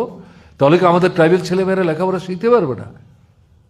এরকমভাবে রাগত কণ্ঠেই তারা যেন মুখ্যমন্ত্রীর সঙ্গে কথা বলতে, স্কুল স্থাপন করার দাবি নিয়ে এসে তাদের বলতে শোনা যেত। প্রত্যেকটা জায়গায় যেখান থেকে এই স্কুল করার প্রশ্ন নিয়ে এসে বামফ্রন্ট সরকার সেখানেই স্কুল করার চেষ্টা করেছে। এখন আপনারা শুনছিলেন আমার আগে কমরেড রাধাজন এগুলো বলবার চেষ্টা করছেন। এখন গোটা এই শিক্ষা ব্যবস্থাটার বিরুদ্ধে তারা আক্রমণ করছে। দারিদ্রতা দূরীকরণের প্রশ্নে গ্রাম শহরে উপজাতি অনুপজাতি নির্বিশেষে একটু জমি দেওয়া, ঘরটা তৈরি হতে সাহায্য করা, আয়ু উপার্জনের একটা পন্থা প্রকরণ বের করা, ভিক্ষাবৃত্তি উপর ভিত্তি করে যাতে বেঁচে থাকতে না হয়, উচ্চবৃত্তির মাধ্যমে যাতে বেঁচে থাকতে না হয়, একেবারে অর্থনৈতিক দিক থেকে দারুণভাবে তাদেরকে সমৃদ্ধ করা সম্ভব হয়েছে, ঘটনা তা না। এটা রাজ্য সরকারের ক্ষমতা সীমাবদ্ধ। কিন্তু যেহেতু বামফ্রন্ট সরকার দৃষ্টিভঙ্গির জনমুখী, তার সামর্থ্যের সীমাবদ্ধতার মধ্যে কেন্দ্রের সঙ্গে লড়াই করে তাদের অনিচ্ছুক হাত থেকে দাবি আদায় করে এই রাজ্যের উন্নয়নের প্রশ্নে এই যে পেছনে পড়া অংশের মানুষ শিক্ষা, স্বাস্থ্য এবং তার বাসস্থান, মাথা গুঁজবার একটা স্থান, লজ্জা নিবারণের কাপড়, এই যে ব্যাপারটা, এটা করার দিকে সর্বাধিক গুরুত্ব দেওয়ার চেষ্টা করেছে। কিন্তু তার অর্থ আজকেও দাঁড়িয়ে এই কথা আমরা বলবো না যে বামফ্রন্ট সরকার 34 বছর কাজ করেছে মানে এই সমস্যাগুলি স্থায়ী সমাধান করে দিতে পেরেছে। এটা অসম্ভব। যতক্ষণ পর্যন্ত না রাষ্ট্র যারা পরিচালনা করছে নীতিগতভাবে, কর্মসূচিগতভাবে, আন্তরিকতা নিয়ে এই বিষয়গুলি সমাধান করবার জন্যে, এই সমস্যাগুলো নির্মূল করবার জন্যে যদি উদ্যোগ গ্রহণ না করে, তাহলে পরে একটা রাজ্যের সরকার যত প্রগতিশীল ভাবনাই হোক, যত জনভোগী ভাবনাই হোক, তাদের পক্ষে এই সমস্যাগুলির স্থায়ী সমাধান করা সম্ভব না। কিন্তু এর মধ্যে লড়াই করে, সংগ্রাম করে বামফ্রন্ট সরকার ত্রিপুরা এই জায়গাটা একটা ব্যাপক প্রসার ঘটানোর ক্ষেত্রে সাফল্য অর্জন করেছিল। কিন্তু আজকে আমরা অভিজ্ঞতায় কি দেখছি? শিক্ষার উপর যে আক্রমণ, এটা তো পরিকল্পিত, এটা তো কেন্দ্রীয় সরকার করছে। 2020 সালে তার যে নূতন শিক্ষায় এই আইনের দৌলতে তার মূল যে কথা, গরিবের ছেলে মেয়ে পড়াশোনা করতে পারবে না। রাজন্য শাসনে যেমন এই দৃষ্টিভঙ্গিই কাজ করেছে, কংগ্রেস শাসনে মুখে ভালো ভালো কথা বললো, কার্যকরী ইতিবাচক পদক্ষেপ সেভাবে গ্রহণ করলে লড়াই তো এভাবে করতে হতো না। এবং বিজেপি শাসিত ভারতবর্ষে এই নূতন যে শিক্ষা আইন তারা তৈরি করলেন 2020 সালে, এটার অর্থটা কি? এটার মানে মূল বিষয় হচ্ছে যাদের পয়সা আছে, কড়ি আছে, বৃত্ত আছে, বৈভব আছে, তাদের ছেলেমেয়েরা পড়বে, তাদের মা বাবাদেরই কল কারখানা ইত্যাদি জায়গা সম্পত্তি সব কিছু, এবং এরাই এই সরকারটাকে প্রত্যক্ষ পরোক্ষভাবে নিয়ন্ত্রণ করেন, তার নীতি ইত্যাদি নির্ধারণ করেন। কাজে তাদের ঘরের ছেলে মেয়ে শিক্ষিত হওয়ার প্রয়োজন আছে, তারাই তো আলটিমেটলি প্রশাসন চালাবে, সরকারের মানে নিয়ন্ত্রণ করার ক্ষেত্রে ভূমিকা নেবে। তাদের পড়াশোনার জন্য যা যা দরকার তা হবে। গরিব মধ্যবিত্ত নির্ণয়িত, তাদের পয়সা নাই, করি নাই, নাই তো নাই, এদের মধ্যে যারা একটু কষ্ট করে পড়বে বিরাট অংশ, তাদের পড়াশোনা নিয়ে সরকার আমাদের এতটা ভাবনার কোনো দরকার নাই। এই যে এটা শ্রেণীগত দৃষ্টিভঙ্গি, রাজন্য শাসনে যেমন এই জায়গাটা অবহেলিত হচ্ছে, এটা শ্রেণীগত দৃষ্টিভঙ্গি। আজকে আমাদের দেশে বর্তমান যে সরকার, এটা তাদের শ্রেণীগত দৃষ্টিভঙ্গি। এবং একই সাথে কি দারিদ্র দূরীকরণ করতে গেলে পরে কী করতে হবে? ভূমিহীন, ক্ষেত মজুর, গরিব কৃষক, তাদের একটু জায়গা দিতে হবে, ঘর তৈরি করে দিতে হবে, আয় উপার্জনের ব্যবস্থা করতে হবে, তাদের যাতে অন্যের কাছে হাত পাততে না হয়, তার একটা ব্যবস্থা করতে হবে, অর্ডারের হাত থেকে রক্ষা করতে। তার জন্য যে ব্যবস্থাগুলি নেওয়া দরকার, সেই ব্যবস্থা কি এই সরকার নিচ্ছে না? তো এগুলো নিয়ে তো এখন কথাবার্তা তারা তেমন বলছে না। কোথায় চাকরি, কোথায় রোজগার? এখন রেগা সম্পর্কে সর্বশেষ যে সিদ্ধান্ত নিল, প্রকৃত অর্থে এটা তো তারা তুলেই দেওয়ার চেষ্টা করছে। কোথায় এটার মাধ্যমেও যে কাজের একটু নিশ্চয়তার ব্যবস্থা হয়েছিল, যদিও যা মজুরি পেতেন এক একটা যে একক রকম, তাতে সবাই যে খুশি ছিলেন ঘটনা তা না। আমরা তো ত্রিপুরায় খুশি ছিলাম না, আমাদের মতো এরকম অনেক রাজ্য ছিল যারা খুশি না। এখন তো এই যে ন্যূনতম কাজের যে নিশ্চয়তা, এটাও কিন্তু তারা হরণ করে নিয়ে গেল। এবং এর মধ্য দিয়ে তারা কি করছেন?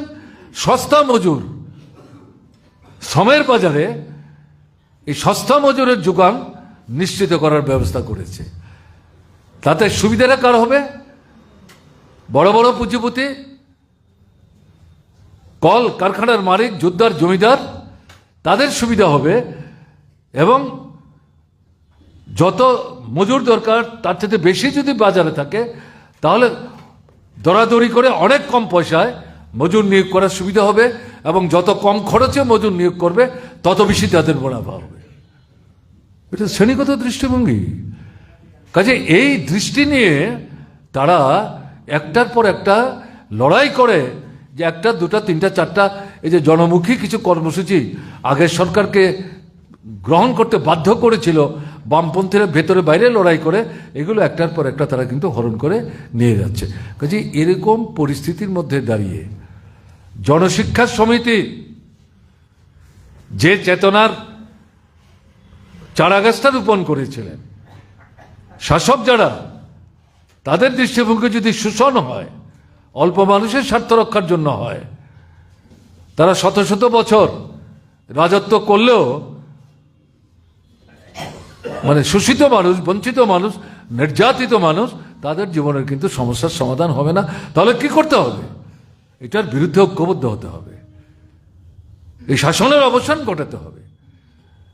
এই মানুষের জীবনের সমস্যাগুলি সুরাহা করার জন্যে যারা প্রকৃত ইতিবাচক দৃষ্টিভঙ্গি নিয়ে কাজ করে, তাদেরকেই ধীরে ধীরে যাতে তারা বিকশিত হতে পারে, তারাই যাতে এই রাষ্ট্র পরিচালনার ক্ষেত্রে গুরুত্বপূর্ণ ভূমিকা নিতে পারে, আকার ইঙ্গিতে ঘুরিয়ে ফিরিয়ে এই চেতনাই কিন্তু জনশিক্ষার নামে জনগণের মধ্যে 2-2.5 বছরের তাদের যে করে যাওয়া কাজ, পরবর্তী সময় গণমুক্তি পরিষদ যা আজও করছে, এই কাজটাই কিন্তু তারা করার চেষ্টা করছে। তাহলে এই যে চেতনা, এই চেতনা কিন্তু সেখান থেকে তার উন্মেষ ঘটেছিল। এই জায়গাটাতে হচ্ছে গণমুক্তি পরিষদের বছর পর বছর তার যে উদ্ভব, তার যে ভাবনা, তার যে চিন্তা, তার যে চেতনা, এটা নিয়ে আমরা আমাদের নিজেদের মধ্যে মত বিনিময় করি। সেই অভিজ্ঞতায় নিজেদেরকে সঞ্জীবিত করার মধ্য দিয়ে বর্তমান পরিস্থিতিতে অবস্থার সাথে সঙ্গতি রেখে আমাদের আজকে যে দায়িত্ব কর্তব্য সেটা করার জন্য আমরা আমাদের কর্মসূচি নির্ধারণ করি। কাজে এই পরিস্থিতিতে দাঁড়িয়ে আজকে ত্রিপুরায় যা চলছে, এটা বিচ্ছিন্নভাবে কেন্দ্রীয় সরকারের ভাবনা চিন্তা থেকে আলাদা করে দেখবার কিন্তু কোনো সুযোগ নেই। এখানটাতে দাঁড়িয়ে আজকের দিনে আমাদের যে সিদ্ধান্তটা নিতে হবে সেটা কি? সেটা হচ্ছে ত্রিপুরায় বিজেপির নেতৃত্বাধীন যে সরকারটা চলছে তার বিরুদ্ধে লড়াই, মানে হচ্ছে কেন্দ্রে বিজেপি নেতৃত্বে যে সরকার চলছে একই তো নীতিমালা, তার বিরুদ্ধেই লড়াই। কাজে এই লড়াইয়ের মধ্যে আমাদের কিন্তু ব্যাপক অংশের মানুষকে সংহত করতে হবে। এখন যে দুটো বিষয় নিয়ে এখানে আলোচনা হচ্ছিল, শিক্ষা, জনশিক্ষা সমিতির যে মূল স্লোগান, সেটা আক্রান্ত হচ্ছে সারা দেশে এবং ত্রিপুরায়। ত্রিপুরায় যেটা প্রসারিত হয়েছে এটা ধ্বংস করে দেওয়া হচ্ছে, আর সারা দেশে তো প্রসারিত হচ্ছে না, এবং সুযোগ যা এটাকে সংকুচিত করা হচ্ছে, যেটা আমি উল্লেখ করলাম। দারিদ্রতা বাড়ছে, ভূমিহীন ক্ষেত মজুরের সংখ্যা বাড়ছে, এটা কমার কথা ছিল, বাড়ছে। এবং এই লড়াই যাতে ঐক্যবদ্ধ হতে না পারে তার জন্য ধর্ম, বর্ণ, সম্প্রদায়ের নামে এই গরিব মধ্যবিত্ত নিম্নবিত্ত মানুষ তাদের মধ্যে বিভাজন তৈরি করার চেষ্টা হচ্ছে। কাজেই এরকম একটা জায়গায় দাঁড়িয়ে একদিকে শিক্ষা, এই যে জাতীয় নীতি, এটার বিরুদ্ধে আমাদের কথা বলতে হবে। শুধু গৈরিকীকরণ এই শব্দ দিলে তো হবে না, এটা সবাই উপলব্ধি করতে পারেন না। মূল কথা স্কুলে যাওয়া, কলেজে যাওয়া, পড়াশোনা করা, বই পাওয়া, খাতা পাওয়া, বিনা বেতনে পড়া, একটু অন্তত কিছু খেপ যাতে স্কুলে পড়াশোনা করা যায়, অঙ্কটা বুঝে নিয়ে আসতে পারি, এরকম যে ব্যবস্থা, তার তো একটা নিশ্চয়তা চাই। তার সঙ্গে যুক্ত হচ্ছে যে শিক্ষা দীক্ষার পর আমরা যাতে একে ভিত্তি করে আয় উপার্জনের সাথে যুক্ত হয়ে কিছু আয় উপার্জন করার মধ্যে দিয়ে পরিবার পরিজন রক্ষা করতে পারি, অর্থাৎ কর্মমুখী শিক্ষা, যে স্লোগানটা আমরা প্রথম থেকে দেওয়ার চেষ্টা করছি, কেমন না? এই প্রশ্নে যে আন্দোলনটা, এটা কিন্তু প্রসার ঘটাতে হবে। এটা কি শুধুমাত্র ছাত্ররা করবেন? শুধু ছাত্ররা করলে তো চলবে না, শুধু মাস্টারমশাইরা করলে তো চলবে না। ক্ষতি হচ্ছে কার? অসংখ্য সাধারণ মানুষ যারা নিম্নবিত্ত, মধ্যবিত্ত, উপজাতি অনুপজাতি নির্বিশেষে। কাজে এই আন্দোলনটা শিক্ষার আন্দোলন, এটা জাতি গঠনের সাথে যুক্ত, তার ভবিষ্যৎকে সমৃদ্ধ করার প্রশ্নের সাথে যুক্ত। এই জায়গাটা যে আক্রমণটা আসছে মানে শোষকদের শ্রেণীগত স্বার্থে, সেই তার বিরুদ্ধে এটা প্রতিবাদী আন্দোলন, শক্তিশালী আন্দোলন, বিকল্প বক্তব্য উপস্থিত করে এটা গড়ে তোলবার জন্য কিন্তু আমাদেরকে ব্যাপক গণতান্ত্রিক আন্দোলন সেখানে গড়ে তুলতে হবে। এটা শুধু ছাত্র আর মাস্টারমশাইদের উপর ছেড়ে দিয়ে বসে থাকলে চলবে না। দারিদ্র দূরীকরণ সারা ভারতবর্ষে, ত্রিপুরায় যেটা করেছিল বামফ্রন্ট সরকার, সব ধ্বংস করে দিচ্ছে। তো এটা করতে গেলে পর কেন্দ্রীয় সরকারের নীতিমালা পরিবর্তন করতে হবে, এবং এরা তাদের নীতিমালা পরিবর্তন করবে না, বরং আরও আক্রমণাত্মক ভূমিকা তারা নেওয়ার চেষ্টা করছে। এরকম একটা জায়গায় দাঁড়িয়ে এদেরকে কোণঠাসা করতে হবে, জনবিচ্ছিন্ন করতে হবে, রাজনৈতিক লড়াইয়ে পরাস্ত করতে হবে। বিকল্প কি? বিকল্প জনশিক্ষা সমিতি তার ভিত্তিপ্রস্তর স্থাপনের সময় সোভিয়েত দেশের সমাজতান্ত্রিক রাষ্ট্র ব্যবস্থার প্রাথমিক অবস্থায় তার যে জনমুখী কাজের সাফল্য, যেটা তাদেরকে উদ্বুদ্ধ করেছিল, যেটা পরবর্তী সময়ে গণমুক্তি পরিষদকে গড়ে তোলার ক্ষেত্রে প্রভাবিত করেছিল, যেটা গণমুক্তি পরিষদকে পর্যায়ক্রমে শুরু করেছিল খোয়াই, তারপরে একদিকে কমলপুর, আরেকদিকে অবিভক্ত সদর, তারপরে তো অন্যান্য জায়গায় আস্তে আস্তে ছড়িয়েছে। সেখানে সোভিয়েত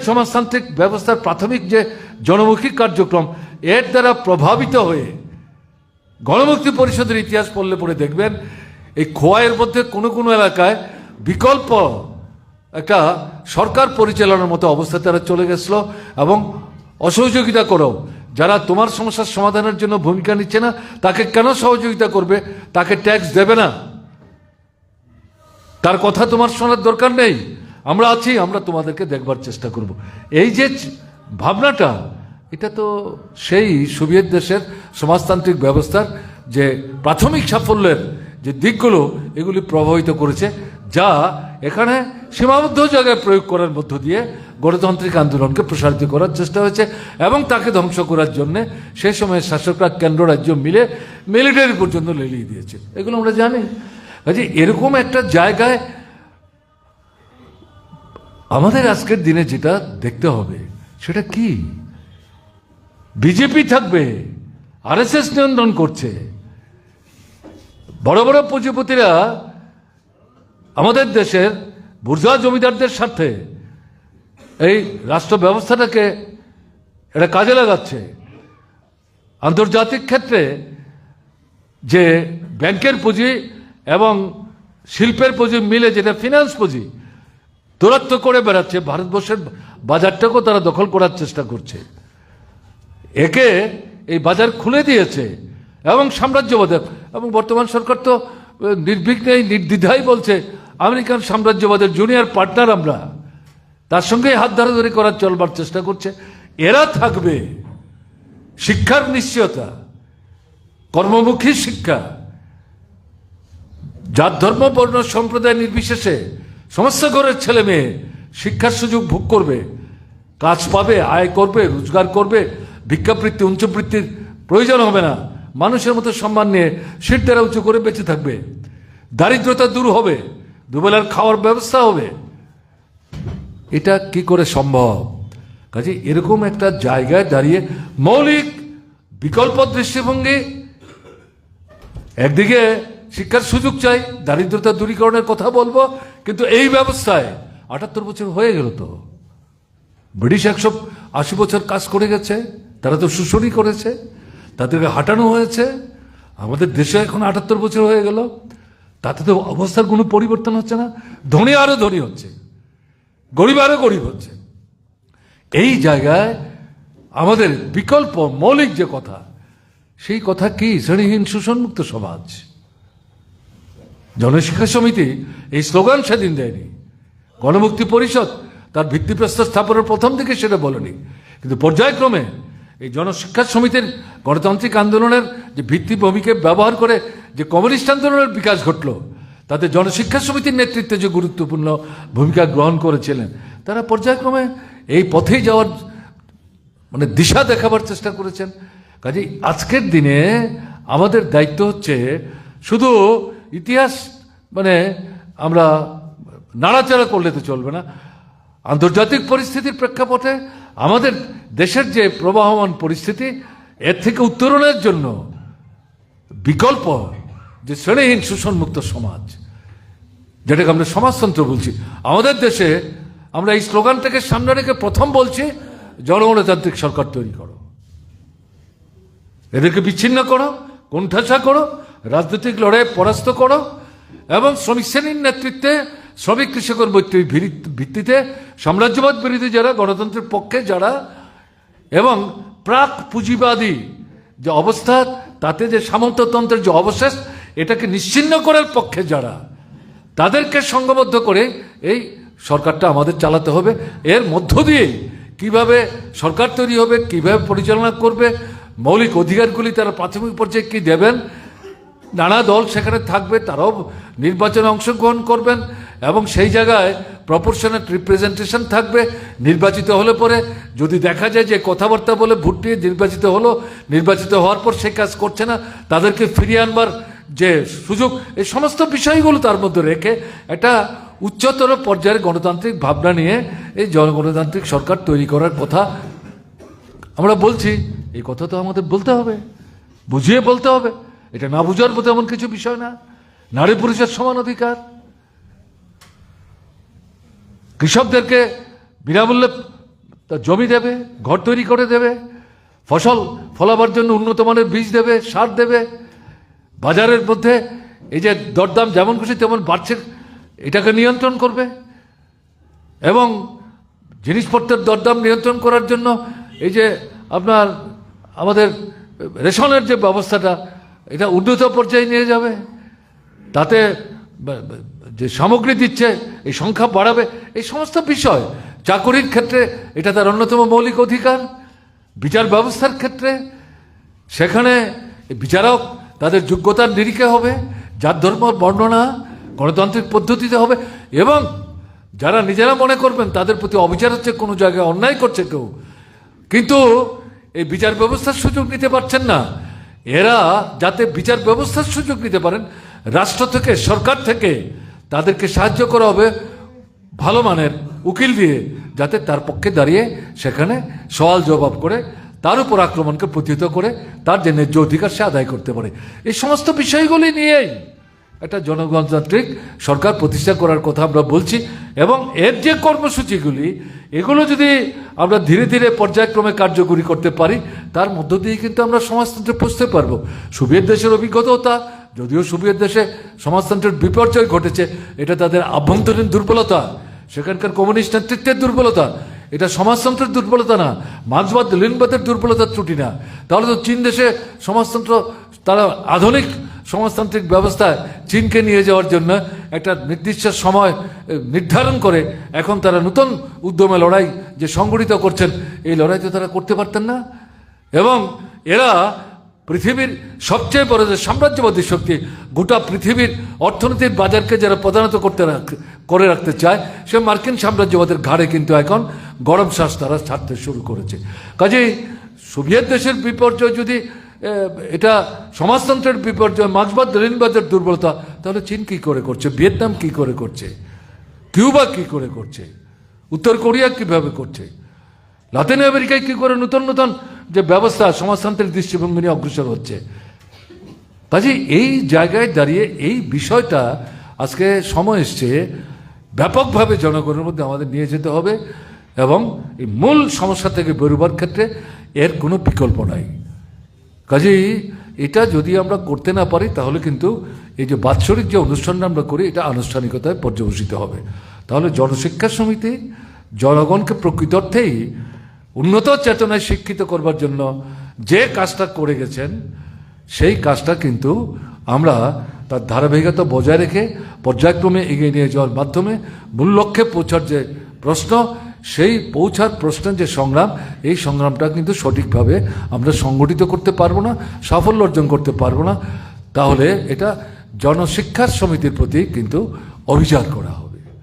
সেই ভাবনা নিয়েই আজকে আমাদের কিন্তু এখান থেকে শপথ গ্রহণ করতে হবে যে শিক্ষার জন্য, দারিদ্র্য দূরীকরণের জন্য, গণতন্ত্রের জন্য, এবং এই যে আমাদের মধ্যে ধর্ম বর্ণ সম্প্রদায়ের নামে বিভেদ তৈরি করার চেষ্টা হচ্ছে, এর বিরুদ্ধে রুখে দাঁড়াতে হবে।